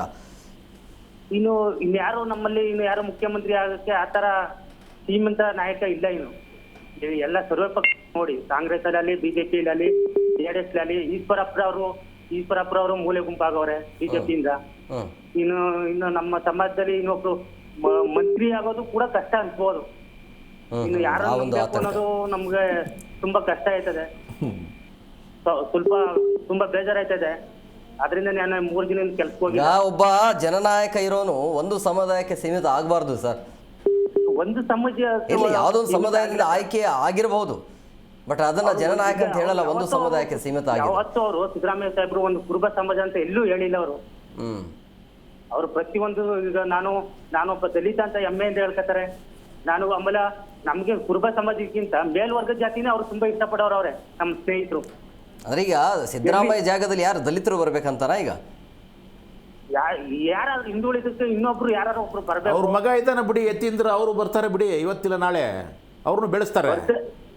ಅಂದ್ರೆ ಇನ್ನು ತುಂಬಾ ಇನ್ನು ಆ ಸ್ಥಾನಕ್ಕೆ ಇನ್ನು ನಮ್ಮ ಇನ್ನು ಹೋದ ಇದೆ. ಎಲ್ರಿಗೂ ಒಟ್ಟಲ್ಲಿ ಒಳ್ಳೇದಾಗ್ಲಿ, ನಮ್ ಎಲ್ರಿಗೂ ಒಳ್ಳೇದಾಗ್ಲಿ. ಡಿ ಕೆ ಶಿವಕುಮಾರ್ ಅವರು ಒಳ್ಳೆ ಆಡಳಿತ ಕೊಡ್ಲಿ, ಪ್ರತಿಯೊಬ್ರು ಒಗ್ಗಟ್ಟಾಗಿರ್ಲಿ, ಕಾಂಗ್ರೆಸ್ ಪಕ್ಷ ಮತ್ತೆ ಬರ್ಲಿ, ನಮ್ಮ ಹಿಂದುಳಿದ ಜಾತಿಯಿಂದ ಯಾರೋ ಒಬ್ರು ಮತ್ತೆ ಮುಖ್ಯಮಂತ್ರಿ ಆಗ್ಲಿ ಅಂತ ನಿಮ್ಗೆ ಕೈ ಮುಗಿದು ಕೇಳ್ಕೊತೀವಿ ಸರ್. ಇರ್ಲಿ ನಿಮ್ಮ ಕಡೆ ಗ್ಯಾರಂಟಿ ಬರ್ತಿದೆಯಾ ಎಲ್ಲ? ಖಂಡಿತ ಬರ್ತಿದೆ ಸರ್ ಗ್ಯಾರಂಟಿ. ಅಕ್ಕಿ ಅಂತೂ ನಿಲ್ಸ್ಬಾರ್ದು, ನಮ್ಮಂತವ್ರು ಹೊಟ್ಟೆಪಾಡು ಅದೇ. ಬೇಕಾದ್ರೆ ಗ್ಯಾರಂಟಿ ಬೇಕಾದ್ರೆ ಕರೆಂಟ್ ಬಿಲ್ ಬೇಕಾದ್ರೆ ಇದ್ ಮಾಡ್ಲಿ, ಅಕ್ಕಿ ಮಾತ್ರ ನಿಲ್ಸ್ಬಾರ್ದು. ಅದರಿಂದ ನಾವು ಹೊಟ್ಟೆ ಉಂಟಿರೋದು. ಈಗ ನಾವು ಅದರಿಂದ ನಾವು ಹೊಟ್ಟೆ ತುಂಬಾ ನಾವು 3 ಹೊತ್ತು ಕೂಲಿ ಮಾಡ್ಕೊಂಡ್ ಬಂದ್ರು ಸಂಜೆನ ಅದರಲ್ಲೇ ನಾವು ಅನ್ನ ಉಂಟಿರೋದು ಸರ್. ಅಕ್ಕಿ ಮಾತ್ರ ನಿಲ್ಸ್ಬಿಡೋದು ತುಂಬಾ ಕಷ್ಟ ಇತ್ತು ಸರ್. ಬೇಕಾದ್ರೆ ಕರೆಂಟ್ ಬಸ್ ಬೇಕಾದ್ರೆ ನಿಲ್ಸ್ಬಿಡ್ಲಿ, ಕರೆಂಟ್ ಬೇಕಾದ್ರೆ ನಿಲ್ಸ್ಬಿಡ್ಲಿ, ಅಕ್ಕಿ ಮಾತ್ರ ನಿಲ್ಸಬಾರ್ದು ಅಂತ ನಾನು ನಿಮ್ ಚಾನಲ್ ಮೂಲಕ ಕೇಳ್ಕೊತೀನಿ. ನಿಲ್ಸಲ್ಲ ಬಿಡಿ, ನಿಲ್ಸಕ್ ಆಗಲ್ಲ ಅದು. ಸರಿ ಸರ್, ಅದಕ್ಕೆ ತುಂಬಾ ಡಿ ಕೆ ಶಿವಕುಮಾರ್ ಸಾಹೇಬ್ರಿಗೂ ಅಭಿನಂದನೆಗಳು sir. Yes, okay, thank you. Yes, Shashikant sir, ಈಗ ಅದನ್ನೇ ಹೇಳಿದರು, ಅಂದರೆ ಕುರುಬ ಸಮಾಜಕ್ಕೆ ಏನಾದರೂ ಆಗಬಹುದು ಅಥವಾ ನಮ್ಮ ಸಮುದಾಯದಲ್ಲಿ ಯಾರೂ ಇಲ್ಲ ಅನ್ನುವಂಥ ಒಂದು ಆತಂಕವನ್ನು ವ್ಯಕ್ತಪಡಿಸಿದರು. ಸೊ ಇಲ್ಲಿ ಅಂದರೆ ಎಲ್ಲ ಒಂದು ಕಡೆ ಅಹಿಂದ ಓಟ್ಗಳು ಡಿವೈಡ್ ಆಗುವಂಥ ಸಾಧ್ಯತೆ ಇರುತ್ತಾ, ಹೇಗೆ? ಇದು ಜಾತೀಯತೆ ಅನ್ನೋದು ನಮ್ಮ ಸಮಾಜದ ಒಂದು ಭಾಗವೇ ಆಗ್ಬಿಟ್ಟಿದೆ. ಅಯ್ಯೋ, ನಮ್ಮ ಜಾತಿಯವರು ಒಬ್ಬರು ಇದಾರಲ್ಲಪ್ಪ ಮುಖ್ಯಮಂತ್ರಿ ಅನ್ನೋ ಸಮಾಧಾನವೂ ಇರುತ್ತೆ ಅವರಿಗೆ. ಸೊ ಆದ್ದರಿಂದ ನಿಮ್ಗೆ ಗೊತ್ತಿರ್ಬೋದು, ಈ ವಚನಕಾರರಲ್ಲಿ ಏನು ಮಾಡಿದ್ರು, ಬೇರೆ ಎಲ್ಲ ಜಾತಿಯವರು ಸೇರಿ ಒಂದು ಲಿಂಗಾಯತ ಧರ್ಮ ಅಂತ ಮಾಡಿದ್ರು. ಇವಾಗ ಹಾಗೆ ಮಾಡ್ತಾ ಇಲ್ಲ. ಅಯ್ಯೋ, ಇವರು ಮಡಿವಾಳ ಮಾಚಯ್ಯ ಅಂತಂದ್ರೆ ಆ ಮಡಿವಾಳ ನಮ್ಮವರು, ಅಂದರೆ ಜಾತಿಗೆ ಒಬ್ಬೊಬ್ಬ ಶರಣರನ್ನ ಇವರು ಅಸ್ಮಿತೆಯನ್ನು ಕಾಪಾಡ್ಕೊಂಡು ಬಂದಿದ್ದಾರೆ. ಅದೇ ರೀತಿಯಾಗಿ ಇವರು ನಮ್ಮವರು ಕುರುಬರು ಅಂತೇಳ್ಬಿಟ್ಟು ಈ ಥರ ಯೋಚನೆ ಮಾಡ್ತಾ ಇದ್ದಾರೆ. ಆದರೆ ಆ ರೀತಿಯಾಗಿ ಬರೀ ಕುರುಬ ಜನಾಂಗಕ್ಕೆ ಎಲ್ಲ ಮಾಡಿದ್ರಂತ ಏನಿಲ್ಲ. ಎಲ್ಲ ಜಾತಿ ಎಲ್ಲ ಧರ್ಮಗಳಿಗೂ ಸಹಿತ ಅವರು ಸಾಧ್ಯದಷ್ಟು ಒಂದು ಸ್ವಲ್ಪ ಸಾಮಾಜಿಕ ನ್ಯಾಯವನ್ನು ಒದಗಿಸುವ ಕೆಲಸವನ್ನು ಮಾಡಿದ್ದಾರೆ. ಸೊ ಆದ್ದರಿಂದ ಸಿದ್ದರಾಮಯ್ಯನವರು ಆ ರೀತಿಯಾಗಿ ನಾವು ಆರೋಪ ಮಾಡೋಕ್ಕಾಗಲ್ಲ, ಒಂದು ಜಾತಿಗೆ ಸೀಮಿತ ಅಂತ ಹೇಳ್ಬಿಟ್ಟು. ಆಮೇಲೆ ಬಿ ಜೆ ಪಿ ಆರೋಪ ಮಾಡ್ತಾರೆ, ಮುಸ್ಲಿಂ ಪರವಾಗಿದ್ದಾರೆ, ಆಮೇಲೆ ಅವ್ರಿಗೆ ಹೆಚ್ಚು ಓಲೈಸ್ತಾರೆ ಹಾಗೆಲ್ಲ ಅಂತ ಹೇಳ್ಬಿಟ್ಟು. ಎಲ್ಲ ನಾನು ಹೇಳಿದಲ್ಲ, ಅವರು ಮುಸ್ಲಿಮರು ಓಲೈಸಿದರೆ ನೀವು ಹಿಂದೂಗಳನ್ನ ಓಲೈಸ್ತೀರಿ, ನೀವು ಹಿಂದುತ್ವವಾದ ಅಂತೀರಿ. ಸೊ ಈ ರೀತಿಯಾಗಿ ಅಂದರೆ ಓಟ್ ರಾಜಕೀಯದಲ್ಲಿ ಏನು ತಪ್ಪೇನಿಲ್ಲ. ಆದರೆ ಎಲ್ಲರಿಗೂ ಸಹಿತ ಇದೇ ದೇಶದವರಾದ್ದರಿಂದ, ಇದೇ ರಾಜ್ಯದವರಾಗಿ ಇರುವ ಒಂದು ಸಂಪನ್ಮೂಲಗಳನ್ನು ಸಾಧ್ಯದಷ್ಟು ಹಂಚುವ ಕೆಲಸವನ್ನು ಸಿದ್ದರಾಮಯ್ಯವರು ಮಾಡ್ತಾ ಬಂದಿದ್ದಾರಲ್ವಾ, ತಪ್ಪೇನಿಲ್ವಲ್ಲ. ಸೊ ಆದ್ದರಿಂದ ನನಗನ್ಸಿಬಿಟ್ಟೆ ನಿನ್ನೆಂದು ಹಲವಾರು ಜನರಿಗೆ ಸಿದ್ದರಾಮಯ್ಯವ್ರನ್ನ ವಿರೋಧಿಸೋರ್ಗೂ ಬೇಸರಾಗಿದೆ. ಅಯ್ಯೋ, ಇರಬೇಕಾಗಿತ್ತು ರೀ ಅವರು. ಯಾಕೆ ಅಂತಂದರೆ ಡಿ ಕೆ ಶಿವಕುಮಾರ್ ಅವರು ಸಿದ್ದರಾಮಯ್ಯ ಅವ್ರ ಥರ ಅಲ್ಲ, ಅವರು ಬಹಳ ಭಿನ್ನವಾಗಿರ್ತಕ್ಕಂಥ ವ್ಯಕ್ತಿತ್ವ. ಅವರು ಸ್ವಲ್ಪ ಆಕ್ರಮಣಶಾಲಿಯಾಗಿರ್ತಕ್ಕಂಥ ಗುಣ, ನೇಚರು. ಸೊ ಇವ್ರ ಥರ ಸಮಾಧಾನವಾಗಿಲ್ಲ. ಸೊ ಆದ್ದರಿಂದ ಇವನು ಮುಸ್ಲಿಮರಿಗೂ ಸ್ವಲ್ಪ ಆತಂಕ, ಅರೆ ಮುಂದೆ ಏನಾಗುತ್ತೋ ಹೇಗಿರುತ್ತೋ ಅಲ್ಲ. ಡಿ ಕೆ ಶಿವಕುಮಾರ್ ಅವರು ತಮ್ಮ ಪ್ರವೃತ್ತಿಯನ್ನು ಅಥವಾ ತಮ್ಮ ಈ ಡ್ಯಾಶಿಂಗ್ ನೇಚರ್ನ ಸ್ವಲ್ಪ ಬದಲಾಯಿಸಿಕೊಂಡು ಇನ್ಮೇಲೆ ಇಷ್ಟು ಜನ ಏನು ಅಧಿಕಾರಕ್ಕಾಗಿ ತಾಳ್ಮೆ ಮತ್ತು ಸಹನೆಯನ್ನು ಹೇಗೆ ವಹಿಸ್ಕೊಂಡಿದ್ರು, ಅದೇ ರೀತಿಯಾಗಿ ತಾಳ್ಮೆಯನ್ನು ವಹಿಸಿಕೊಂಡು ಎಲ್ಲ ಸಮುದಾಯದವ್ರನ್ನು ಒಂದು ಅಂತ ತಿಳ್ಕೊಂಡು ಇರುವ ಗ್ಯಾರಂಟಿ ಯೋಜನೆಗಳೆಲ್ಲವನ್ನು ಸಹಿತ ಜನರಿಗೆ ಕೊಡ್ತಾ ಹೋದರೆ ನಿಜಕ್ಕೂ ತೊಂದರೆ ಏನಿಲ್ಲ. ಅದು ಸ್ವಭಾವತಃ ಇಬ್ಬರು ಭಿನ್ನವಾಗಿದ್ದಾರೆ. ನೀವು ವೈಚಾರಿಕತೆ ವಿಷಯಕ್ಕೆ ಬಂದೆ. ನೀವು ವೈಚಾರಿಕ ಇವರು ಇಡೀ ದೇಶದಲ್ಲಿ ಯಾವ ಗುಡಿಗಳನ್ನು ಬಿಟ್ಟಿಲ್ಲ, ಯಾವ ಗುಂಡಾಂತರ ಬಿಟ್ಟಿಲ್ಲ, ಎಲ್ಲ ಕಡೆ ಹೋಗ್ತಾರೆ, ಬೇಡ್ಕೊಂತಾರೆ, ಇನ್ನೆಲ್ಲ ಮಾಡ್ತಾರೆ. ದೈವ ಭಕ್ತರು ಜ್ಯೋತಿಷ್ಯ ಕೇಳ್ತಾರೆ, ಭವಿಷ್ಯ ಕೇಳ್ತಾರೆ, ಎಲ್ಲ ಮಾಡ್ತಾರೆ. ಆದ್ರೆ ಇವ್ರು ಹಾಗಲ್ಲ. ದೇವರನ್ನು ನಂಬ್ತೀನಿ, ಆದ್ರೆ ಮೌಢ್ಯವನ್ನು ನಂಬೋದಿಲ್ಲ. ಮೌಢ್ಯ ವಿರೋಧಿ ಕಾನೂನನ್ನು ತೆಗೆದುಕೊಂಡ್ಬಂದ್ರು. ಸೊ ಆದ್ದರಿಂದ ಇವರಿಬ್ಬರಿಗೂ ಇರ್ತಕ್ಕಂಥ ಭಿನ್ನತೆ ಈ ರೀತಿಯಾಗಿದೆ. ಅದಕ್ಕೆ ಸಿದ್ದರಾಮಯ್ಯವರು ಬಹಳ ವೈಚಾರಿಕವಾದಂಥ ವ್ಯಕ್ತಿ ಮತ್ತು ಸಮಾಜವಾದಿ ಹಿನ್ನೆಲೆಯಿಂದ ಬಂದಿರತಕ್ಕಂಥವ್ರು. ಸರ್, ಇವರು ಹಾಗಲ್ಲ. ಇವರು ಸ್ವಲ್ಪ ಬಾಳೆಗಾರ ಸಂಸ್ಕೃತಿ ಅವರ ಜೊತೆಗೆ ಬಂದ್ಬಿಟ್ಟಿದೆ. ಆಮೇಲೆ ಅವರು ಒಂದು ಖಡಕ್ ರಿಯಾಕ್ಷನ್ ಕೊಡ್ತಾ ಇರುತ್ತೆ. ಆದ್ದರಿಂದ ವೈಚಾರಿಕತೆ ಸ್ವಲ್ಪ ಕಡಿಮೆ ಇದೆ. ಆಗಲಿ ಬಿಡಿ, ಅದು ಅವರು ವೈಯಕ್ತಿಕ. ದೇವಸ್ಥಾನಕ್ಕೆ ಹೋಗ್ತೀರಾ, ನಿಮ್ಮ ವೈಯಕ್ತಿಕ. ಅವ್ರು ಹೋಗೋದಿಲ್ವ, ಅವ್ರ ವೈಯಕ್ತಿಕ. ಆದರೆ ಜನರಿಗೆ ಉಪಯೋಗ ಆಗ್ತಕ್ಕಂಥ ಕೆಲಸವನ್ನು ಮಾಡ್ತೀರಾ, ಅಷ್ಟೇ ಬೇಕಾಗಿರೋದು ನನಗೆ. ಅದನ್ನು ನಾವಲ್ಲ, ಇಡೀ ರಾಜ್ಯದವರು ಅದನ್ನೇ ಬಯಸ್ತಾ ಇದ್ದಾರೆ. ಸಿದ್ದರಾಮಯ್ಯವರು ಏನೇನೆಲ್ಲ ಮಾಡ್ತಾಯಿದ್ರು ಅದಕ್ಕಿಂತ ಒಳ್ಳೆಯ ಕೆಲಸ ನೀವು ಮಾಡಿದರೆ ಅವ್ರಿಗೆ ನೀವು ನ್ಯಾಯ ಸಲ್ಲಿಸ್ತೀರಿ, ನಮಗೆ ನ್ಯಾಯ ಸಲ್ಲಿಸ್ತೀರಿ. ಇಲ್ಲ ಅಂದರೆ ನಮಗೆ ಈ ಹೈಕಮಾಂಡ್ ಏನು ನಿರ್ಧಾರ ಮಾಡಿದೆಯಲ್ವಾ, ಅದು ತಪ್ಪು ಅಂತ ಸಾಬೀತಾಗುತ್ತೆ. ಆದ್ದರಿಂದ ಅದು ಸರಿ ಅಂತ ಸಾಬೀತುಪಡಿಸುವ ಒಂದು ಹೊಣೆಗಾರಿಕೆ ಈಗ ಡಿ ಕೆ ಶಿವಕುಮಾರ್ ಅವ್ರ ಮೇಲಿದೆ. ಆದ್ದರಿಂದ ಆಮೇಲೆ ನೀವು ಹೇಳಿದ್ರೆ ಇದು ಯುಗಾಂತ್ಯ ಅಂತ ಹೇಳ್ಬಿಟ್ಟು ನನಗೇನು ಅನಿಸ್ತಾ ಇದೆ ಯುಗಾಂತ್ಯ ಅಲ್ಲ ಅಂತ. ಯಾಕಂದ್ರೆ ನಿನ್ನೆ ಸ್ಪಷ್ಟೀಕರಣ ಕೊಟ್ಟಿದ್ದಾರೆ. ಏನು ಸ್ಪಷ್ಟೀಕರಣ ಕೊಟ್ಟಿದ್ದಾರೆ? ನಾನು ಬರೀ ಚೀಫ್ ಮಿನಿಸ್ಟರ್ ಹುದ್ದೆಗೆ ಮಾತ್ರ ರಾಜೀನಾಮೆ ಕೊಟ್ಟಿದ್ದೇನೆ ಹೊರತು ಸಕ್ರಿಯ ರಾಜಕಾರಣಕ್ಕಲ್ಲ. ಕೊನೆಯ ಉಸಿರಿರುವರು ಕೋಮು ಶಕ್ತಿಗಳ ವಿರುದ್ಧವಾಗಿ ನಾನು ಹೋರಾಡುತ್ತೇನೆ. ಅದರರ್ಥ ಯುಗಾಂತ್ಯವಾಗಿಲ್ಲ, ಬರೀ ಮುಖ್ಯಮಂತ್ರಿ ಹುದ್ದೆ ಅಂತ್ಯ ಆಗಿದೆ ಹೊರತಾಗಿ ಅವರು ಸುಮ್ಮನೆ ಕೊಡುವಂಥ ವ್ಯಕ್ತಿ ಅಲ್ಲ. ಅಧಿಕಾರದ ರಾಜಕಾರಣ ಅಂತ್ಯ ಆಗಿದೆ ಅಂತ ಹೇಳೋಕ್ಕಾಗೋದಿಲ್ಲ. ಅಕಸ್ಮಾತ್ವಾಗಿ ಇವರೇನಾದ್ರು ಫೇಲ್ ಆದರೆ ಮುಂದಿನ ಸರ್ತಿ ಮತ್ತೆ 2028 ಇಲೆಕ್ಷನ್ ಅಲ್ಲಿ ಏನಾದರೂ ಕಾಂಗ್ರೆಸ್ ಅನಿವಾರ್ಯವಾಗಿ ಇವರೇ ಆದರೂ ಆಗ್ಬಹುದು. ಅಕಸ್ಮಾತ್ವಾಗಿ ಚಾನ್ಸಸ್ ಇದೆಯಾ? ಇಲ್ಲ, ಇನ್ನೂ ಒಂದು ಚಾನ್ಸ್ ಹೇಳ್ತೀನಿ ಕೇಳ್ಕೊಳ್ಳಿ. ಯಾಕಂದ್ರೆ ಡಿ ಕೆ ಶಿವಕುಮಾರ್ ಮೇಲ್ಗಡೆ ಈಗಾಗಲೇ ಹಲವಾರು ಕೇಸ್ಗಳಿದಾವೆ, ಅವುಗಳು ಇನ್ನೂ ಫೈನಲೈಸ್ ಆಗಿಲ್ಲ. ಆಕಸ್ಮಿಕವಾಗಿ ಅವರು ಕೇಂದ್ರ ಸರ್ಕಾರದವರು ಇವರು ಕೇಜ್ರಿವಾಲ್ ಮೇಲೆ ಬಿಟ್ಟ ಹಾಗೆ ಇಡಿ IT ಯಾವುದು ಇದು ಬಿಟ್ಬಿಟ್ಟು ಅವ್ರ ಮೇಲೆ ಗುರುತರ ಆರೋಪ ಮಾಡಿ ರಾಜಕಾರಣ ಇನ್ಮೇಲೆ ಶುರು ಆಗ್ಬೋದು ಅಂತ ಹೇಳಿ ಜೈಲಿಗೆ ಹಾಕುವಂತ ಪರಿಸ್ಥಿತಿ ಬಂದ್ಬಿಟ್ರೆ ಮತ್ತೆ ಸಿದ್ದರಾಮಯ್ಯ ಮುಖ್ಯಮಂತ್ರಿ ಆಗ್ಬಹುದು ತಿರ್ಗಾ, ಹೌದಲ್ವಾ? ಇನ್ನು ಕೇಸ್ಗಳು ಖುಲಾಸೆ ಆಗಿಲ್ಲ. ಸೊ ಆದ್ದರಿಂದ ಇವುಗಳೆಲ್ಲವನ್ನು ಸಹಿತ ಯೋಚನೆ ಮಾಡಿದ್ರೆ ನಾವು ಹೇಳಿದ್ರೆ ಇವರು ಇವತ್ತವರೆಗೂ ಸಹಿತ ಯಾವ ಹಗರಣಗಳು ಮಾಡಿಲ್ಲ. ಹಗರಣಗಳು ಏನೋ ಮೂಢ ಹಗರಣಗಳು ಯಾವ ಸಹಿತ ನಿಂತ್ಕೊಳ್ಳಿಲ್ಲ. ಆದ್ದರಿಂದ ಒಂದು ಒಳ್ಳೆಯ ಚರಿತ್ರೆ ಮತ್ತು ಯಾವ ಹಗರಣ ರಹಿತವಾಗಿರ್ತಕ್ಕಂಥ ಒಂದು ಆಡಳಿತವನ್ನು ಇವತ್ತವರೆಗೂ ಕೊಟ್ಟಿದ್ದಾರೆ. ಅದು ಡಿ ಕೆ ಶಿವಕುಮಾರ್ ಅವರು ತಮ್ಮ ಮೇಲಿರ್ತಕ್ಕಂಥ ಹಗರಣಗಳನ್ನು, ತಮ್ಮ ಮೇಲಿರ್ತಕ್ಕಂಥ ಆರೋಪಗಳಿಂದ ಹೊರಗಡೆ ಬರಬೇಕಾಗಿದೆ, ಮುಕ್ತರಾಗಬೇಕಾಗಿದೆ. ಯಾಕಂದರೆ ಒಂದು ಬಲಿಷ್ಠವಾದಂಥ ಶಕ್ತಿ ಇವರನ್ನು ಶಿಕ್ಷಕ್ಕೆ ಕಾಯಿಸ್ತಾ ಇದೆ. ಯಾಕಂದರೆ ನಮ್ಮ ಮಾತನ್ನು ಇವರು ಕೇಳಿಲ್ಲ ಅಂತ, ಸೊ ಇವರು ಒಂದು ಸಿಂಧೆ ಆಗಲಿಲ್ಲ ಅಂತ. ಆದ್ದರಿಂದ ಆ ಒಂದು ಶಕ್ತಿ ಕೈಗೆ ಸಿಕ್ಕಾಕೊಂಡ್ರೆ ಮುಂದೆ ಏನು ಬೇಕಾದರೂ ಆಗ್ಬೋದು. ಎರಡನೇದು ಒಂದು ರೂಮರ್ ಇದೆ. ಯಾಕೆ ಡಿ ಕೆ ಶಿವಕುಮಾರ್ ಅವ್ರನ್ನ ಈಗ ಮುಖ್ಯಮಂತ್ರಿ ಮಾಡಿದರು? ಯಾಕೆ ಅಂತಂದರೆ ಈ ಮುಂದೆ ಎಲೆಕ್ಷನ್ ಇದೆ 28ಕ್ಕೆ. ಸೊ ಆ ಸಂದರ್ಭದಲ್ಲಿ ಹೈಕಮಾಂಡ್ಗೆ ದುಡ್ಡು ಬೇಕಾಗಿದೆ. ಈ ಸಿದ್ದರಾಮಯ್ಯ ಅವರಿಗೆ ದುಡ್ಡು ಹೊಂದಿಸೋದು ಗೊತ್ತಿಲ್ಲ. ಆದ್ದರಿಂದ ಡಿ ಕೆ ಶಿವಕುಮಾರ್ ಹಲವಾರು ಈ ಎಲ್ಲ ಒಳದಾರಿಗಳು ಗೊತ್ತಿರೋದ್ರಿಂದ ಡಿ ಕೆ ಶಿವಕುಮಾರ್ ಅವರು ಮುಖ್ಯಮಂತ್ರಿ ಮಾಡಿ ಮುಂದಿನ 2 ವರ್ಷಗಳ ಕಾಲ ಒಂದಿಷ್ಟು ಹಣ ಮೊಬಲೈಸ್ ಮಾಡಬೇಕು ಮುಂದಿನ ಚುನಾವಣೆಗೆ ಅನ್ನುವ ಒಂದು ರೂಮರು ಇದೆ. ಅದು ಎಷ್ಟು ಸತ್ಯ? ಅದರ ಜೊತೆಗೆ ಇನ್ನೊಂದು, ಡಿ ಕೆ ಶಿವಕುಮಾರ್ ಅಷ್ಟೊಂದು ಹಠಕ್ಕೆ ಬಿದ್ದಿದ್ದು ಯಾಕೆ? ಉಳಿದಿರುವಂಥ 2028ಕ್ಕೂ ಕೂಡ ಚಾನ್ಸ್ ಇತ್ತು, ಬಟ್ ಈಗಲೇ ಯಾಕೆ ಅಷ್ಟೊಂದು ಹಠ? ಅಂದರೆ ಅವರಿಗೆ ಭಯ ಕಾಡ್ತಿದ್ದ ಮುಂದಿನ ಅವಧಿಯಲ್ಲಿ? ಅವ್ರಿಗೆ ಭಾಳ ಮುಖ್ಯವಾಗಿರೋದು BJP ಭಯ. ಯಾಕೆಂತಂದ್ರೆ ಈ SIR ತಂದ್ಬಿಟ್ಟು ಬಿಡ್ಬೋದು, ಅಲ್ಪಸಂಖ್ಯಾತರ ಓಟ್ ತೆಗೆದಾಕ್ಬಿಡ್ಬೋದು, EVM ಮಷಿನ್ ನಮ್ಮ ದುರುಪಯೋಗ ಮಾಡ್ಕೊಂಡ್ಬಿಡ್ಬೋದು. ಮುಂದಿನ ಸರ್ತಿ ಆಕಸ್ಮಿಕವಾಗಿ ಕಾಂಗ್ರೆಸ್ಗೆ ಬೆಂಬಲ ಇದ್ರೂ ಸಹಿತ ಅದನ್ನ ಈ ರೀತಿಯಾದಂಥ ಒಂದು ಬೇರೆ ಅಡ್ಡದಾರಿಗಳಲ್ಲಿ ನಮ್ಮನ್ನು ಸೋಲಿಸ್ಬಿಡ್ಬೋದು. ಯಾಕೆ ಬೇರೆ ಬೇರೆ ರಾಜ್ಯದಲ್ಲಿ ವೆಸ್ಟ್ ಬೆಂಗಾಲಲ್ಲಿ ಇವನ್ನೆಲ್ಲ ಮಾಡಿದಾರಲ್ಲ ಅನ್ನುವ ಒಂದು ಭಯವೂ ಇದೆ. ಅಂದರೆ ನೆಕ್ಸ್ಟ್ ಟೈಮ್ ಬರ್ತೀನೋ ಇಲ್ಲೋ ಅನ್ನುವ ಆತಂಕವೂ ಇದೆ. ಆದ್ದರಿಂದ ಇವಾಗ ಸಿಕ್ಕದ್ದು ಸಿಕ್ಬಿಡ್ಲಿ, ದಕ್ಕಿದ್ದು ದಕ್ಬಿಡ್ಲಿ, ಒಂದೇನಾದ್ರೂ ಪರವಾಗಿಲ್ಲ, ನಾನು CM ಆಗಲೇಬೇಕಂತ ಹಠಕ್ಕೆ ಬಿದ್ರು ಅವರು. ಆ ಹಠಕ್ಕೆ ಬಿದ್ದು ಸ್ಟ್ರಾಟಜಿ ಮಾಡಿಕೊಂಡು ತಾಳ್ಮೆ ವಹಿಸಿ ಆಮೇಲೆ ಎಲ್ಲೆಲ್ಲಿ ಯಾರ್ಯಾರನ್ನ ಮೀಟ್ ಮಾಡಬೇಕು ಅವ್ರು ಹೇಳಿದ್ರು. ಅವ್ರು ಶಾಸಕರ ಬೆಂಬಲ, ಹೌದು ಅವ್ರು ಹೇಳಿದ್ರು ಶಾಸಕರ ಬೆಂಬಲ ಇಲ್ಲ, ಆದರೆ ಏನಾಯ್ತು ನನಗೆ ಗೊತ್ತು ಹೇಗೆ ತಗೋಬೇಕು ಅಂತ. ಆಯಿತು, ಸೋನಿಯಾ ಗಾಂಧಿ ಅವರು ಹೋದರು, ಭೇಟಿ ಆದರು, ಮಾತಾಡಿದರು, ಪ್ರಿಯಾಂಕಾ ಗಾಂಧಿ ಅವರು ಮನವೊಲಿಸಿದ್ರು. ನಾವು ಹೇಗಾದರೂ ಮಾಡಿ ನನಗೆ ಮಾತು ಕೊಟ್ಟಿದ್ದೀರಲ್ಲ ಅದನ್ನು ಹಿಡ್ಕೊಂಡ್ಬಿಟ್ರು. ಹೌದು, ಅಕಸ್ಮಾತ್ ಸಿದ್ದರಾಮಯ್ಯ ಅವರು ಬದಲಾಗಿ ಬೇರೆ ಯಾರಿದ್ರು ಮಾತು ಗೀತು ಎಲ್ರಿ ರಾಜಕಾರಣದಿಂದ ಬೇಕಾದಷ್ಟು ಮಾತುಗಳು ಗಾಳಿಗೆ ಹೋಗ್ತವೆ ಅಂತ ಹೇಳ್ತಾ ಇದ್ರು. ಅದು ಸಿದ್ದರಾಮಯ್ಯ ಆ ರೀತಿ ಮನುಷ್ಯ ಅಲ್ಲ. ಸೊ ಆದ್ದರಿಂದ ಅವತ್ತು ಮಾತು ಕೊಟ್ಟಿದ್ದಲ್ಲ, ಆದರೂ ಪ್ರಯತ್ನನೂ ಮಾಡಿದರು ಒಂದಿಷ್ಟು.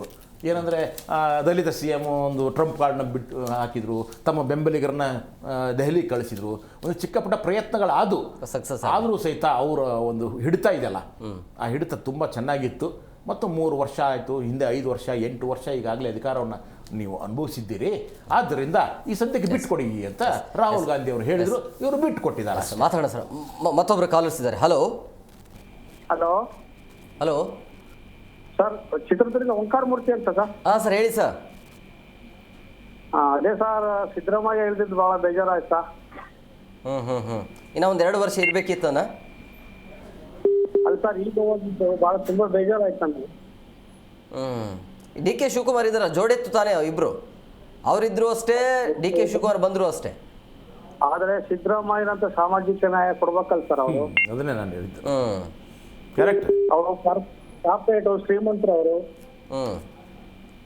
SC STಗಳಿಗೆ ಅದರ್ OBCಗಳಿಗೆಲ್ಲ ಕೊಡ್ತಾರೆ ಅಂತಾರೆ ಅವರು. ಅಂದ್ರೆ ಡಿ ಕೆ ಶಿವಕುಮಾರ್ ಕಡೆಯಿಂದ ನಿಮ್ಗೆ ಆತಂಕ ಇದೆ ಅಂತ? ಆತಂಕ ಅಂತಲ್ಲ, ಅವ್ರು ಒಳ್ಳೆ ಮನುಷ್ಯರೇ, ಬಟ್ ಅವ್ರದ್ದು ಇದು ಬೇರೆ, ಸಿದ್ಧಾಂತಗಳೇ ಬೇರೆ ಅಂತ. ಸಿದ್ದರಾಮಯ್ಯ ಸಿದ್ಧಾಂತಗಳೇ ಬೇರೆ, ಅವ್ರ ಸಿದ್ಧಾಂತಗಳೇ ಬೇರೆ. ಹಾಂ.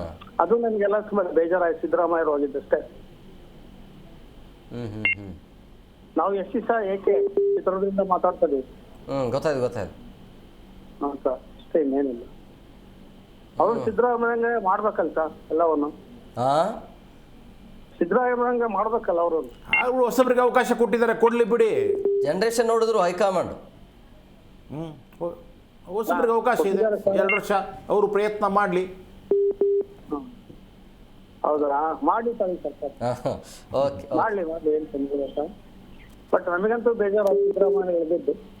ಆಗತ್ತೆ. ಯಾಕಂದರೆ ಅವರ ಕಚೇರಿಯಲ್ಲಿ ಅವ್ರ ಸಿಬ್ಬಂದಿಗಳು, ಓಕೆ ಥ್ಯಾಂಕ್ ಯು ಸರ್, ಸಿಬ್ಬಂದಿಗಳು ಅವರ ಭಾವುಕರ, ಸಿದ್ದರಾಮಯ್ಯವರು ಕೂಡ ಭಾವುಕರಾದರು ಸರ್ ನಿನ್ನೆ. ಸಿದ್ದರಾಮಯ್ಯವರು ಎಲ್ಲರ ಜೊತೆಗೆ ಸ್ನೇಹಪೂರ್ವಕವಾಗಿದ್ದಂಥವ್ರು, ಯಾರ ಮೇಲೂ ಹೇರಿಕೆ ಮಾಡೋದು ಅಥವಾ ಆ ಥರ ಇಲ್ಲ. ಸ್ವಲ್ಪ ಹೊರಟಾಗಿ ಕಾಣಿಸಿದ್ರು ಸಹಿತ ಅವರು ತುಂಬ ಮಾನವೀಯವಾಗಿ ವರ್ತನೆ ಮಾಡ್ತಾ ಇದ್ರು. ಸೊ ಆದ್ದರಿಂದ ಎಲ್ಲರೂ ಸಹಿತ ಅವ್ರನ್ನ ಇಷ್ಟ. ನೋಡಿದಲ್ಲಿ ಇವತ್ತು ಬಂದಿರೋ ಎಲ್ಲ ಕಾಲ್ಸ್ಗಳು ಸಹಿತ ಬೇಜಾರಾಗಿದೆ. ನಿನ್ನೆಯಿಂದ ಹಲವಾರು ಜನರು ಅದನ್ನೇ ಯೋಚನೆ ಮಾಡ್ತಾ ಇದ್ದಾರೆ, ಅಯ್ಯೋ ನನಗೆ ಬೇಸರ ಆಗಿದೆ ಅಂತ ಹೇಳ್ಬಿಟ್ಟು. ಸೊ ಆದ್ದರಿಂದ ನನಗೆ ಅನಿಸುತ್ತೆ ಇದನ್ನು ತ್ಯಾಗ ಅಂತ ಹೇಳ್ತೀವಿ ನಾವು, ತ್ಯಾಗರಾಮಯ್ಯ ಅಂತ. ನನಗೆ ಏನೋ ಬಲಿ ಹಾಕಿದ್ರು ಅಂತ ಅನ್ಕೊಂಡಿದ್ದೀನಿ.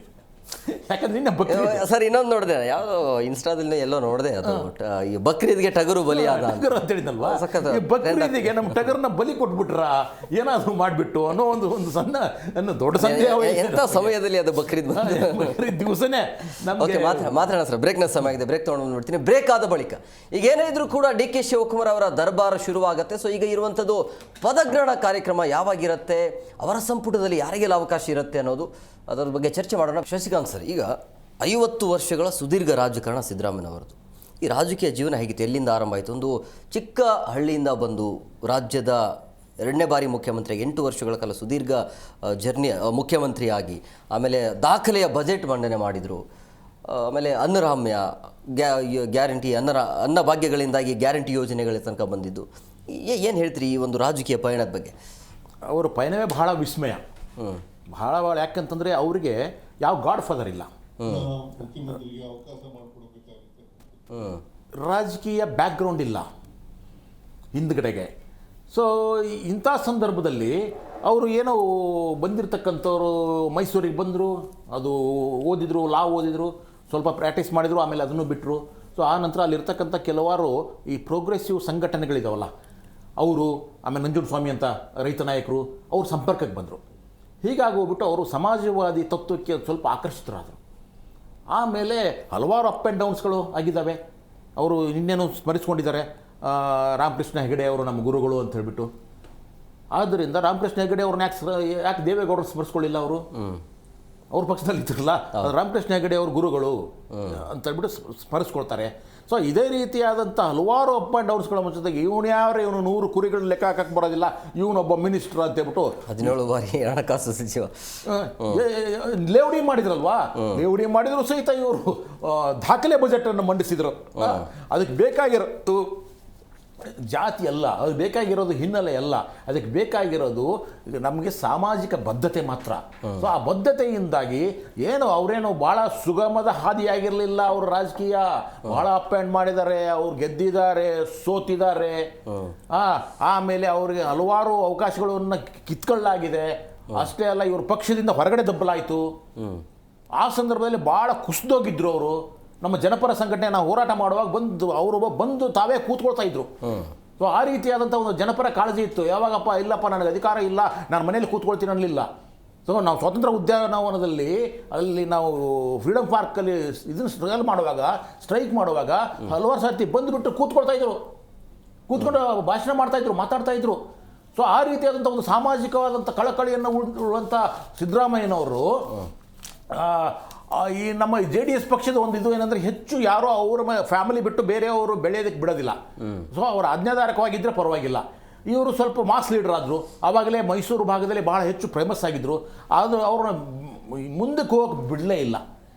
ಸೊ ಆದ್ದರಿಂದ ಏನಾಯಿತು, ಇಲ್ಲ ನನಗಿಲ್ಲಿ ಭವಿಷ್ಯ ಇಲ್ಲ ಅಂತ ಇವ್ರಿಗೂ ಗೊತ್ತಾಯಿತು.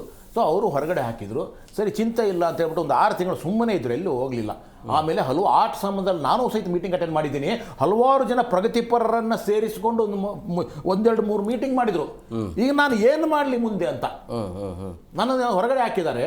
ನಾನು ಕಾಂಗ್ರೆಸ್ ಹೋಗಲ್ಲ ಅಥವಾ ಸ್ವಂತ ಪಾರ್ಟಿ ಕಟ್ಟಲ ಅಂತ ಹೇಳ್ಬಿಟ್ಟು. ಸೊ ನಾವು ಅಥವಾ ಬೇರೆಯವರು ಎಲ್ಲರೂ ಸೇರಿಬಿಟ್ಟು ಒಂದು ಸಲಹೆ ಕೊಟ್ಟಿದೆ ಅಂದ್ರೆ, ಸ್ವಂತ ಪಾರ್ಟಿ ಕಟ್ಟಬೇಕಂದ್ರೆ ನಿಮ್ಮ ಹತ್ರ ಬೇಕಾದಷ್ಟು ದುಡ್ಡು ಬೇಕು, ಅಥವಾ ದುಡ್ಡು ಇರೋರ ಹತ್ರ ನೀವು ಸಂಪರ್ಕ ಇಟ್ಕೋಬೇಕು. ಅದೆಲ್ಲ ನಿಮ್ಮ ಕೈಲಿ ಆಗೋದಲ್ಲ. ಕಾಂಗ್ರೆಸ್ನ ಸೇರ್ಕೊಂಡು ನೀವು ರಾಜಕಾರಣ ಮಾಡಿ ಅಂತ ಹಲವಾರು ಜನ ಸಲಹೆ ಕೊಟ್ಟರು. ದೊರೆಸ್ವಾಮಿ ಅಂತವರೆಲ್ಲ ಸಲಹೆ ಕೊಟ್ಟರು. ಸೊ ಆ ಸಂದರ್ಭದಲ್ಲಿ ಇವರು ನಿರ್ಧಾರ ಮಾಡಿ ಕಾಂಗ್ರೆಸ್ಸಿಗೆ ಬಂದರು. ಕಾಂಗ್ರೆಸ್ಸಿಗೆ ಬಂದ ನಂತರವೂ ಸಹಿತ ಅವರು ಸದನದಲ್ಲಿ ಗುಡುಗಿದ್ರು ಅಂತಂದ್ರೆ ಏನು ಆಡಳಿತ ಪಕ್ಷ ನಡುತ್ತಾ ಇದ್ರು. ಆವಾಗ ಒಂದೇ ಒಂದು ಚಾನ್ಸ್ ಸಿಕ್ತು ಅವ್ರಿಗೆ ಮಾಸ್ ಲೀಡರ್ ಆಗೋದಕ್ಕೆ. ಏನು ಅಂತಂದ್ರೆ ಜನಾರ್ದನ್ ರೆಡ್ಡಿ ಅವರು ತೊಡೆ ತಟ್ಟಿದ್ರು, ಇವ್ರನ್ನ ಕೆಣಕಿದ್ರು.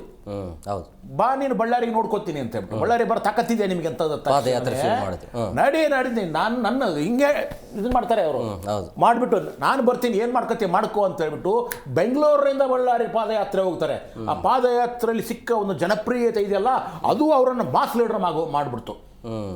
ಆ ಸಂದರ್ಭದಲ್ಲಿ ಜನರು ಇಷ್ಟಪಟ್ಟರು. ಆವಾಗ ಇವರು ಇನ್ನೂ ಸ್ಟ್ರಾಂಗ್ ಆಗ್ತಾ ಹೋಗಿ ಇಲ್ಲಿ ಇರ್ತಕ್ಕಂಥ ಒಂದು ಭಿನ್ನಾಭಿಪ್ರಾಯ ಇತ್ತು. ಏನಂದ್ರೆ, ಒಂದು ಕಾಂಗ್ರೆಸ್ಸಿಗರು ಮತ್ತು ವಲಸಿಗರು ಅಂತ. ಸೊ ಇವರು ಬೇರೆ ಪಕ್ಷದಿಂದ ಬಂದಿದಾರ, ಇವ್ರು ಯಾಕೆ ಲೀಡರ್ಶಿಪ್ ಕೊಡಬೇಕು, ಇವ್ರು ಯಾಕೆ ಮಂತ್ರಿಗಿರಿ ಕೊಡಬೇಕು ಅಂತ ಹಲವಾರು ಜನ ಮೂಲ ಕಾಂಗ್ರೆಸ್ಸಿಗರು ಆವಾಗ ಅಪಸ್ವರವನ್ನು ಎತ್ತಾ ಬಂದರು. ಆದರೆ ಯಾವಾಗ ಇವರ ಜನಪ್ರಿಯತೆ ಜಾಸ್ತಿ ಆಯಿತು, ಜನರು ಇವರನ್ನು ಇಷ್ಟಪಡಕ್ಕೆ ಶುರು ಮಾಡಿದ್ರು, ಆವಾಗ ಏನಾಯಿತು, ಸಾವಕಾಶವಾಗಿ ಇದು ದೂರ ಆಗ್ತಾ ಹೋಯಿತು. 2006ರಲ್ಲೂ ಸಹಿತ ಇವರು ಹೇಳ್ತಾರೆ ಒಂದ್ಸತಿ, ನಾನು ಇನ್ಮೇಲೆ ಇದೇ ಲಾಸ್ಟ್ ನಮ್ಮದು ಚುನಾವಣೆ, ಇನ್ಮೇಲೆ ನಾನು ಸ್ಪರ್ಧನೆ ಮಾಡೋದಿಲ್ಲ ಅಂತ ಹೇಳ್ತಾರೆ. 6ರಲ್ಲಿ ಆಗೋದಿಲ್ಲ. ಕಳೆದ ಒಂದು 2 ಸರ್ತಿನೂ ಅದನ್ನೇ ಹೇಳ್ತಾರೆ, ಲಾಸ್ಟ್ ಇದು ಅಂತ ಹೇಳ್ಬಿಟ್ಟು. ಆಗೋದಿಲ್ಲ. ಯಾಕಂದ್ರೆ ಅವರು ಕೆಲಸವೇ ರಾಜಕಾರಣ.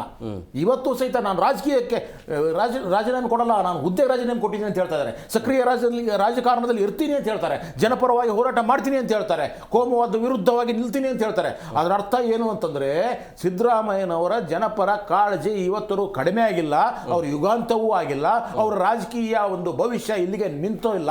ಈ ಸದ್ಯಕ್ಕೆ ಅಲ್ಪ ವಿರಾಮ ಆಗಿರಬಹುದು ಅಷ್ಟೇ.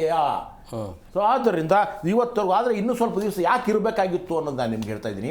ಜಾತಿ ಗಣತಿಯನ್ನು ಮಾಡಿಸಿದ್ರು, ಇದು 2ನೇ ಸರ್ತಿ. ಹೌದು. ಆ ಜಾತಿ ಗಣತಿಯ ವರದಿಯನ್ನು ನಿನ್ನೆ ತೆಗೆದುಕೊಂಡಿದ್ದಾರೆ. ಅದನ್ನು ಅನುಷ್ಠಾನ ಮಾಡೋದು ಯಾವಾಗ? ಅನುಷ್ಠಾನ ಮಾಡಬೇಕಾಗಿತ್ತಲ್ವಾ? ಅದಕ್ಕೊಂದು ಅವಕಾಶ ಸಿಗಬೇಕಾಗಿತ್ತು. ಎಸ್, ಹೌದು. ಈಗ ಬಂದಿರತಕ್ಕಂಥ DKಶಿ ಅವರು ಕಾಲಘಟ್ಟದಲ್ಲಿ ಅದು ಅನುಷ್ಠಾನ ಆಗುತ್ತನೋ ಅಂತ ನಂಬಿಕೆ ನಾನು ಗ್ಯಾರಂಟಿ ಇಲ್ಲ. ಮಾತಾಡೋಣ ಸರ್. ಒಬ್ರು ಕಾಲರ್ಸ್ ಇದ್ದಾರೆ, ದೇವರಾಜ್ ಅಂತೇಳಿ. ಹಲೋ ನಮಸ್ತೆ ಸರ್. ನಮಸ್ಕಾರ. ಎಲ್ಲಿಂದ ಕರೆ ಮಾಡ್ತಾ ಇದ್ರಿ ಸರ್? ಸಾತ್ನೂರು ಸರ್, ಕನಕಪುರ ತಾಲೂಕು. ಹೇಳಿ ಸರ್. DK ಶಿವಕುಮಾರ್ ಈಗ ನೆಕ್ಸ್ಟು CM. ಹೌದು ಸರ್, ತುಂಬಾ ಖುಷಿಯಾದ ವಿಚಾರ. ನಾನು ಮೊಬೈಲ್ ನಲ್ಲಿ ನೋಡ್ತಾ ಇದ್ದೆ, ಸ್ವಲ್ಪ ಟೆಕ್ಸ್ಟ್ ಅಂತ ನಿಮ್ ಚಾನಲ್ ಹಾಕಿದ ತಕ್ಷಣನೇ ಡಿಬೇಟ್ ನಡೀತಾ ಇತ್ತು. ಅದಕ್ಕೆ ತುಂಬಾ ಹೊತ್ತಿಂದ ಟ್ರೈ ಮಾಡಿದೆ. ಜಾಸ್ತಿ ನಿಮ್ ಡಿಬೇಟ್ ಕೇಳಕ್ ಆಗಿಲ್ಲ, ಬಟ್ ಟ್ರೈ ಮಾಡ್ತಾನೆ ಇದ್ದಕ್ಕಾಗೋ ಸದ್ಯ ಸಿಕ್ತು. ಹೇಳಿ ಸರ್. ಏನಿಲ್ಲ ಸರ್, ಅದೇ ನಮ್ಮ ಚಿಂತಕರೊಬ್ರು ಮಾತಾಡ್ತಾ ಇದ್ರಲ್ಲ, ಸ್ವಲ್ಪ ಮಾತಾಡ್ಬೇಕು ಅನ್ನಿಸ್ತು, ಅದಕ್ಕೆ ಮಾಡಿದೆ. ಯಾರು ನಮ್ ಗೆಸ್ಟ್ ಜೊತೆನಾ? ಹೌದು ಸರ್. ಮಾತಾಡಿ. ನಮಸ್ತೆ ಸರ್. ಸರ್ ನಮಸ್ಕಾರ, ಹೇಳಿ. ಸರ್, ಏನಿಲ್ಲ, ಹಿಂಗೆ ಸಿದ್ದರಾಮಯ್ಯ ಅವರ ಮೇಲೆ ತುಂಬಾ ಅಭಿಮಾನ ಅನ್ಸುತ್ತೆ. ಅದು ಎಲ್ಲರಿಗೂ ಇರ್ಲೇಬೇಕು. ಸಿದ್ದರಾಮಯ್ಯನವರು ತುಂಬಾ ಒಳ್ಳೆ ರಾಜಕಾರಣಿ, ಅದರಲ್ಲಿ 2 ಮಾತಿಲ್ಲ. ಹೌದ್ರಾ? ಆದ್ರೆ ಎಲ್ಲಾ ಟರ್ಮಲ್ಲೂ ಅವರೇ CM ಆಗ್ಬೇಕು ಅನ್ನೋ ನಿಮ್ಮ ಭಾವನೆಗಳು ತಪ್ಪು ಸರ್. ಅವರೇ CM ಆಗ್ಬೇಕು ಅಂತ ನಾವೆಲ್ಲಿ ಹೇಳ್ತಾ ಇದ್ದೀವಿ? ನೀವು ಹೇಳಿದ್ರ ಶಾಸಕರು, ನಾನು ಹೇಳ್ತಾ ಇರೋದು ಸರ್, ಮೊದಲೇ 5 ವರ್ಷ ಕೊಟ್ಟಿದ್ದಾರೆ. ಸಂವಿಧಾನದಲ್ಲಿ ಬಂದವರು ಇಲ್ಲಿ ಕೇಳಿ, ನಾವು ಹೇಳ್ತಾ ಇರೋದು ಸರ್ ಒಂದ್ ವಿಚಾರ, ಅವರು ಬೇರೆ ಪಕ್ಷದಿಂದ ಬಂದವರು, ಅವ್ರಿಗೆ ಯಾವುದೇ ತೊಂದರೆ ಆಗ್ಬಾರ್ದು ಅಂತ ಅವ್ರಿಗೆ ಒಳ್ಳೆ ಸ್ಥಾನಮಾನ ಕೊಡ್ಬೇಕು ಅಂದ್ಬಿಟ್ಟು ಅಷ್ಟು ಗೌರವದಿಂದ ಕಾಂಗ್ರೆಸ್ ನಡೆಸ್ಕೊಂಡಿದೆ. ಆಯ್ತಾ? ಒಂದ್ ಟರ್ಮ್ ಆಗಿದ್ದಾರೆ, ಅವ್ರು ಹಿರಿಯವರು ಇದ್ದಾರೆ, ಇನ್ನ ಅವ್ರಿಗಿಂತ ಸೀನಿಯರ್ ಇದ್ದಾರೆ, ಒಳ್ಳೊಳ್ಳೆ ರಾಜಕಾರಣಿಗಳಿದ್ದಾರೆ, ಇನ್ನ ಅಹಿಂದದವ್ರು ಇದ್ದಾರೆ, ಹಿಂದುಳಿದವ್ರು ಎಲ್ಲರೂ ಇದ್ದಾರೆ. ಅವ್ರಿಗೂ ಅವಕಾಶ ಕೊಡ್ಲಿ ಅನ್ನೋದು ಭಾವನೆ ಅವ್ರಿಗೆ ಇರ್ಬೇಕು. ಒಂದ್ ಹೆಸರು ಹೇಳಿ ದಯವಿಟ್ಟು, ಮಾಸ್ ಲೀಡರ್ ಹೆಸರು ಹೇಳಿ.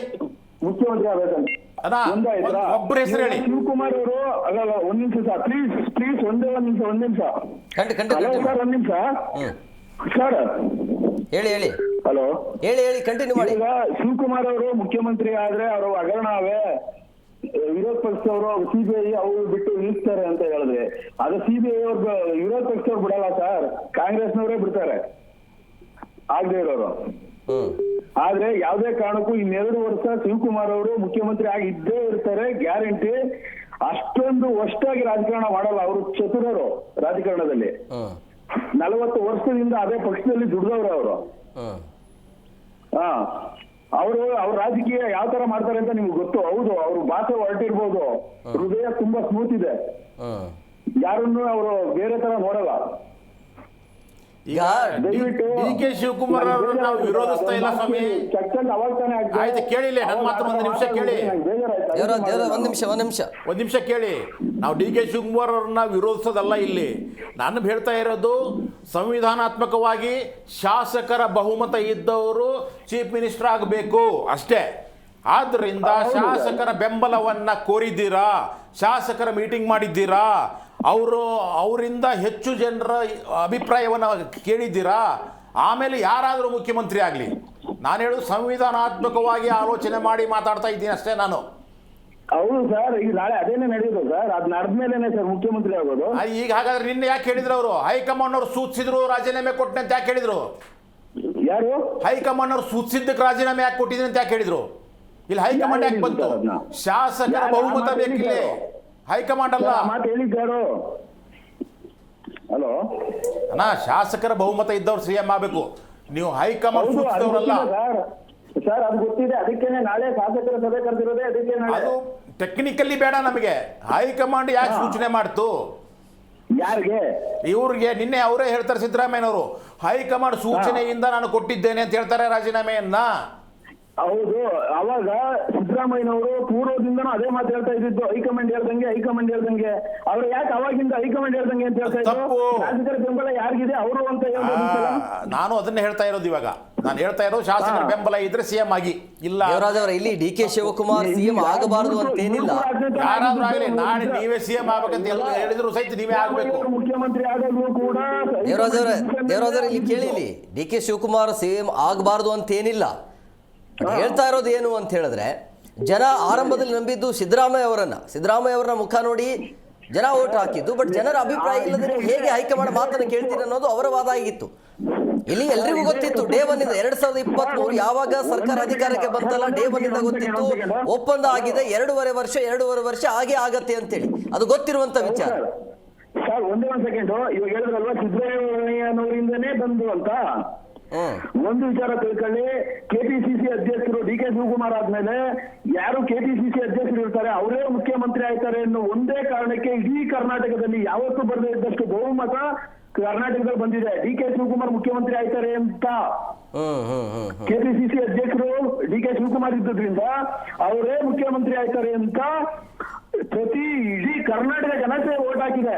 ಶಾಸಕರ ಬೆಂಬಲ ಇರಲಿಲ್ವಲ್ಲ ಸರ್?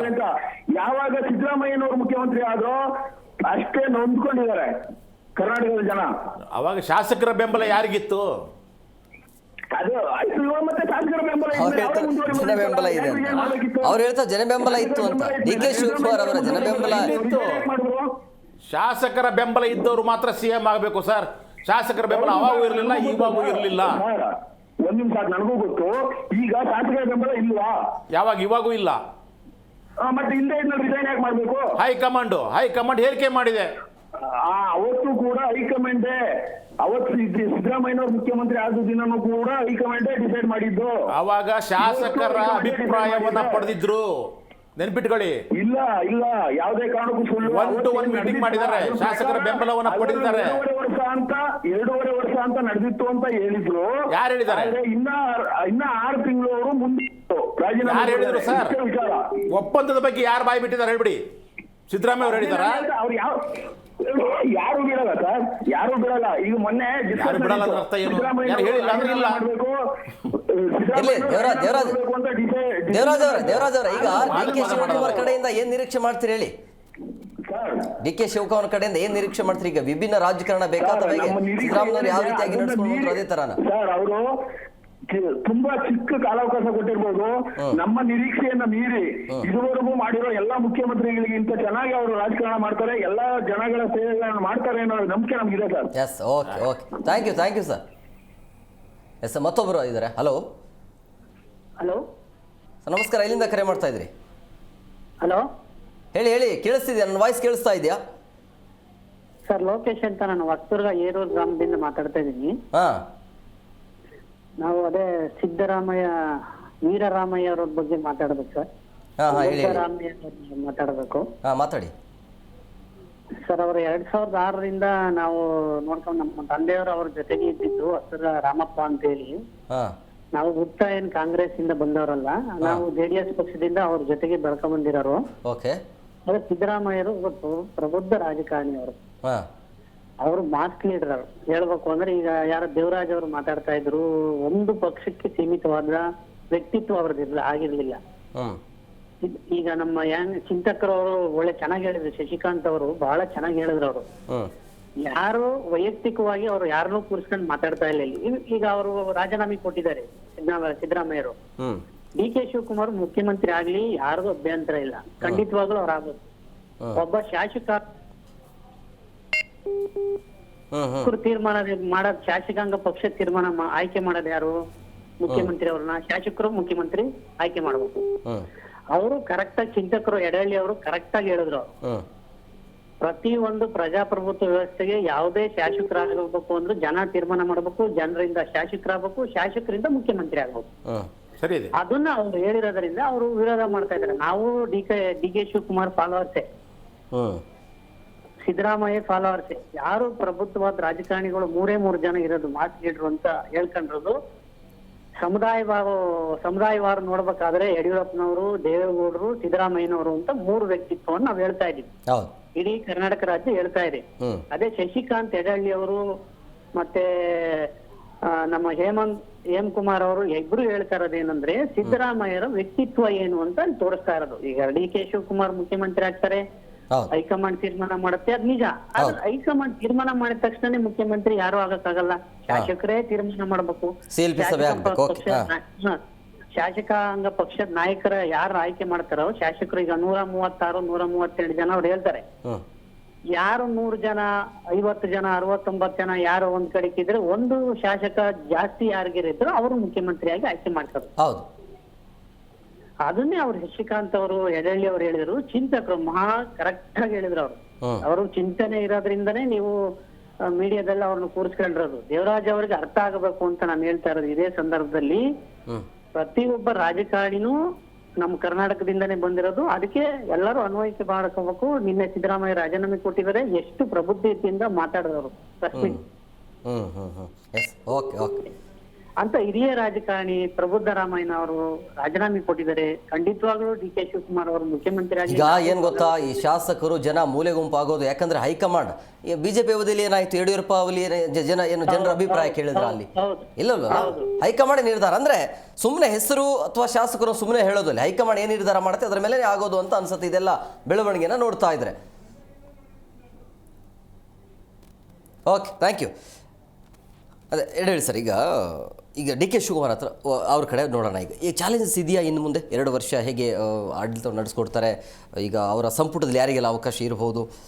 ಅಲ್ಲ, ಚಾಲೆಂಜಸ್ ಅಂತೂ ಇದ್ದೇ ಇದೆ. ಯಾರೇ ಚೀಫ್ ಮಿನಿಸ್ಟರ್ ಆದರೂ ಚಾಲೆಂಜ್ ಇರೋದಿಲ್ಲ ಅಂತಲ್ಲ, ಇದ್ದೇ ಇರುತ್ತೆ. ಆರೋಪ ಪ್ರತ್ಯಾರೋಪಗಳನ್ನ ನಾವು ಎದುರಿಸಬೇಕಾಗತ್ತೆ. ಇವರು ಸ್ವಲ್ಪ ಆ ರೀತಿಯಾದ ಆಕ್ರಮಣಶೀಲತೆಯನ್ನು ಸ್ವಲ್ಪ ಇನ್ಮೇಲೆ ಅಧಿಕಾರಕ್ಕೆ ಬಂದ ಮೇಲೆ ಕಡಿಮೆ ಮಾಡ್ಕೋಬೇಕಾಗತ್ತೆ. ಆಮೇಲೆ ಸ್ವಜಾತಿ ಮೋಹ ಇದೆಯಲ್ಲ, ಅದನ್ನು ಬಿಡಬೇಕಾಗುತ್ತೆ. ಸಾಧ್ಯದಷ್ಟು ಸಹಿತ ಜನಪರವಾಗಿ ಯೋಚನೆ ಮಾಡಬೇಕಾಗಿದೆ. ಈಗ ಕೊಟ್ಟಿರ್ತಕ್ಕಂಥ ಗ್ಯಾರಂಟಿಗಳನ್ನು ಸಮರ್ಪಕವಾಗಿ ಹಂಚುವ, ನಿರ್ವಹಿಸುವ ಕೆಲಸವನ್ನೂ ಮಾಡಬೇಕಾಗಿದೆ. ಅದ್ರ ಜೊತೆಗೆ ಅವ್ರ ಮೇಲೆ ಇರ್ತಕ್ಕಂಥದ್ದು ಈ ಸದ್ಯಕ್ಕೆ ಅದನ್ನು ಜಾತಿ ಗಣತಿಯನ್ನು ಅನುಷ್ಠಾನಕ್ಕೆ ತರಬೇಕಾಗಿದೆ. ಒಳ ಮೀಸಲಾತಿ ಸಮಸ್ಯೆ ಇದೆ. ಆಮೇಲೆ ನಿರುದ್ಯೋಗ ತಾಂಡವವಾಡ್ತಾ ಇದೆ. ಈಗ 56,000 ಹುದ್ದೆಗಳನ್ನು ಅವರು ತುಂಬಬೇಕಲ್ವಾ? ಸೊ ಅದರಲ್ಲಿ ಮತ್ತೆ ಮೀಸಲಾತಿಯ ಒಂದು ಸಮಸ್ಯೆಯೂ ಇದೆ ಅಲ್ವಾ?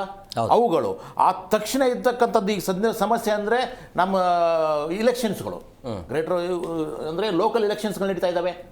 ಆದ್ದರಿಂದ ಅವುಗಳಿಗೆ ತಯಾರಿ ಮಾಡ್ಕೋಬೇಕು, ಅವುಗಳನ್ನು ಗೆದ್ದು ತೋರಿಸ್ಬೇಕು. ಆಕಸ್ಮಿಕವಾಗಿ ಇವರೇನಾದರೂ ಗ್ರೇಟರ್ ಬೆಂಗಳೂರು ಇಲೆಕ್ಷನ್ನಲ್ಲಿ ಏನಾದರೂ ಸೋತ್ರೆ ಅಲ್ಲಿಗೆ ಇವ್ರ ಮೇಲೆ ನಮ್ಮ ನಂಬಿಕೆ ಇಲ್ಲ. ಯಾಕಂದರೆ ಸಿದ್ದರಾಮಯ್ಯನವರ ನಾಯಕತ್ವದಲ್ಲಿ ಈಗ ನಡೆದಿರ್ತಕ್ಕಂಥ ಎಲ್ಲ ಚುನಾವಣೆಯಲ್ಲೂ ಕಾಂಗ್ರೆಸ್ ಗೆದ್ದೋಗ್ಬಿಟ್ಟಿದೆ. ಆಕಸ್ಮಿಕವಾಗಿ ಇವರು ಒಂದು ಆಡಳಿತ ಅವಧಿಯಲ್ಲಿ ಚುನಾವಣೆಗಳಲ್ಲಿ ಸೋತ್ರೆ ಸಮಸ್ಯೆ ಆಗುತ್ತೆ. ಅದನ್ನು ಗೆಲ್ಲುವ ಅಗತ್ಯ ಇದೆ. ಮತ್ತು ಇಷ್ಟು ದಿನಗಳ ಕಾಲ ಬೆಂಗಳೂರಿನ ಉಸ್ತುವಾರಿ, ಬೆಂಗಳೂರಿನ ಎಲ್ಲ ನಿರ್ವಹಣೆ ಇವ್ರ ಕೈಯಲ್ಲಿ ಇತ್ತಲ್ವಾ? ಅಂದ್ರೆ ಅಗ್ನಿ ಪರೀಕ್ಷೆ ಮುಳ್ಳಿನ ಹಾದಿ ಇದೆ ಅಂತ ಹೇಳ್ತಾ ಇದ್ದೀವಿ. ಅದೇ ಇದೆ. ಆಮೇಲೆ ರೈತರು ಇವರು ವಿರುದ್ಧವಾಗಿ ಬಿಡದಿಯಲ್ಲಿರ್ತಕ್ಕಂಥ ರೈತರು ಹೋರಾಟ ಮಾಡ್ತಾ ಇದ್ದಾರೆ. ಇಲ್ಲಿ ಟೌನ್ಶಿಪ್ ಬೇಕಾಗಿಲ್ಲ, ನಮಗೆ ನಮ್ಮ ಜಮೀನು ಬೇಕು ಅಂತ ಹೇಳ್ತಾ ಇದ್ದಾರೆ. ಈಗ ಅದನ್ನು ಹೇಗೆ ನಿಭಾಯಿಸ್ತಾರೆ ಇವರು? ಸೊ ಇವುಗಳನ್ನು ಸಹಿತ, ಯಾಕಂದ್ರೆ ವಿರೋಧ ಪಕ್ಷದವರಿಗೆ ಈಗಾಗಲೇ ಒಂದು ಅಸ್ತ್ರ ಸಿಕ್ಬಿಟ್ಟಿದೆ. ರೈತರ ಜಮೀನನ್ನು ನುಗ್ತಾ ಇದ್ದಾರೆ, ರೈತರಿಗೆ ಅನ್ಯಾಯ ಮಾಡ್ತಾ ಇದ್ದಾರೆ.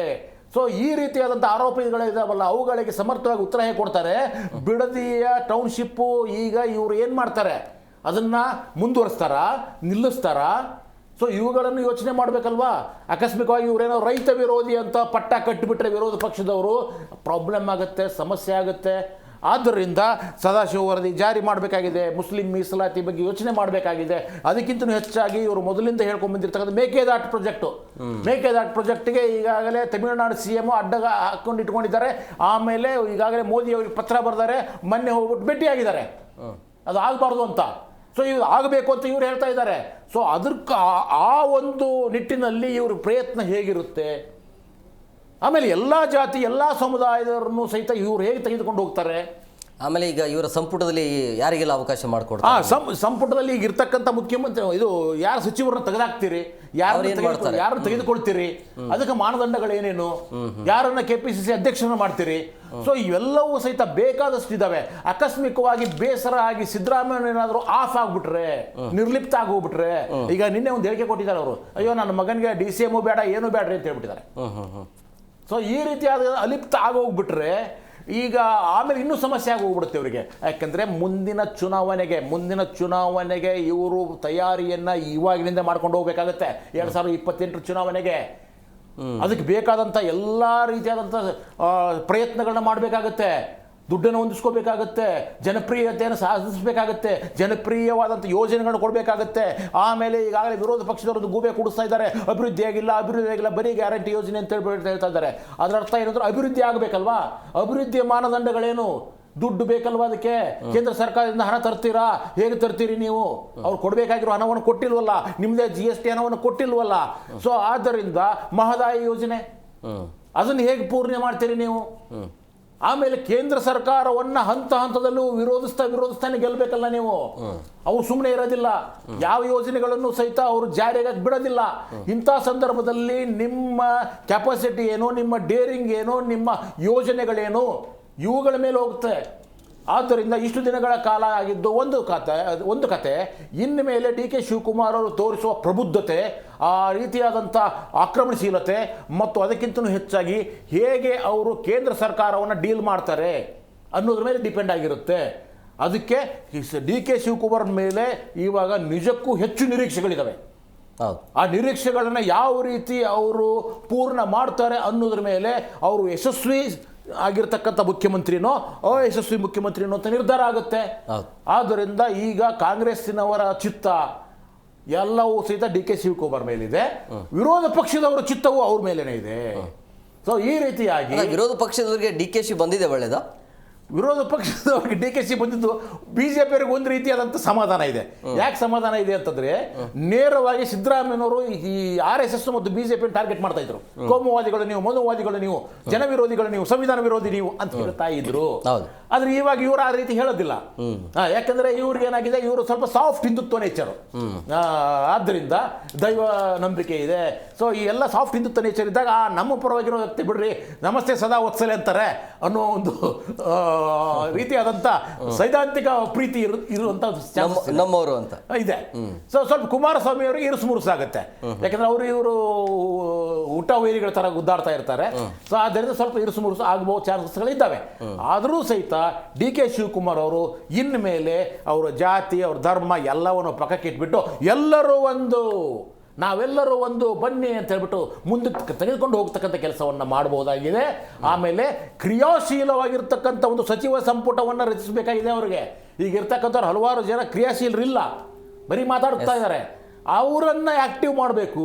ಈಗಿರ್ತಕ್ಕಂಥ ಯುವಕರಿಗೆ ಪ್ರಾತಿನಿಧ್ಯತೆಯನ್ನು ಕೊಡಬೇಕು ಮತ್ತು ಅವರಿಂದ ಕೆಲಸವನ್ನು ತೆಗೆದುಕೊಳ್ಳುವ ಕೆಲಸವನ್ನು ಮಾಡಬೇಕು. ಆವಾಗಲೇ ಇವರು ಏನು ಮಾಡ್ತಾರೆ, ಹೌದಪ್ಪ ನಾನು CM ಆಗಿದ್ದಕ್ಕೂ ಸಾರ್ಥಕ. ಇವಾಗ ಏನೋ ಆಕಸ್ಮಿಕವಾಗಿ ಸಿದ್ದರಾಮಯ್ಯ ಮೇಲೆ ನಾವು ಮನ ಮಿಡಿತಾ ಇದ್ದಾರಲ್ಲ, ಇವರೆಲ್ಲರೂ ಸಹಿತ ಆಯ್ತು ಬಿಡಿ, ಸಿದ್ದರಾಮಯ್ಯ ಅವರು ಮೀರಿಸ್ತಕ್ಕಂಥ ಒಂದು ಆಡಳಿತವನ್ನು ಕೊಟ್ಟರು DK ಶಿವಕುಮಾರ್ ಅವರು ಅಂತ ಹೇಳುವಂಥ ಕೆಲಸವನ್ನು ಅವರು ಮಾಡಲಿ. ಓಕೆ, ನೋಡೋಣ sir. Thank you very much ಇಷ್ಟೊತ್ತು ಕಾರ್ಯಕ್ರಮಕ್ಕೆ ಜಾಯ್ನ್ ಆಗಿದ್ದಕ್ಕೆ. ಎಸ್ ಸರ್, ನೋಡಿದ್ರಲ್ಲ ವೀಕ್ಷಕರೇ, ಸಹಜವಾಗಿ ಈಗ ಉಳಿದಿರುವಂಥ ಅವಧಿಯಲ್ಲಿ ಡಿ ಕೆ ಶಿವಕುಮಾರ್ ಬಿಟ್ಟರೆ ಬೇರೆ ಯಾರೂ ಕೂಡ ಸಿ ಎಂ ಸ್ಥಾನದಲ್ಲಿ ಯಾರೂ ಇಲ್ಲ, ಅವರೇ ಆಗ್ತಾರೆ, ಅದರಲ್ಲಿ ಎರಡು ಮಾತಿಲ್ಲ. ಬಟ್ ಉಳಿದಿರುವಂಥ ಅವಧಿಯಲ್ಲಿ ಸಾಕಷ್ಟು ಸವಾಲುಗಳು ಇದ್ದಾವೆ. ಆ ಸವಾಲುಗಳನ್ನು ಯಾವ ರೀತಿಯಾಗಿ ಮೆಟ್ಟಿ ನಿಲ್ತಾರೆ ಅನ್ನುವಂಥದ್ದು. ಆಮೇಲೆ ಡಿ ಸಿ ಎಂ ಸ್ಥಾನ ಈ ಬಾರಿ ಅವಕಾಶ ಇದೆಯಾ ಇಲ್ಲ ಅಂತೇಳಿ, D K Shivakumar D C M ಸ್ಥಾನದಲ್ಲಿದ್ದರು.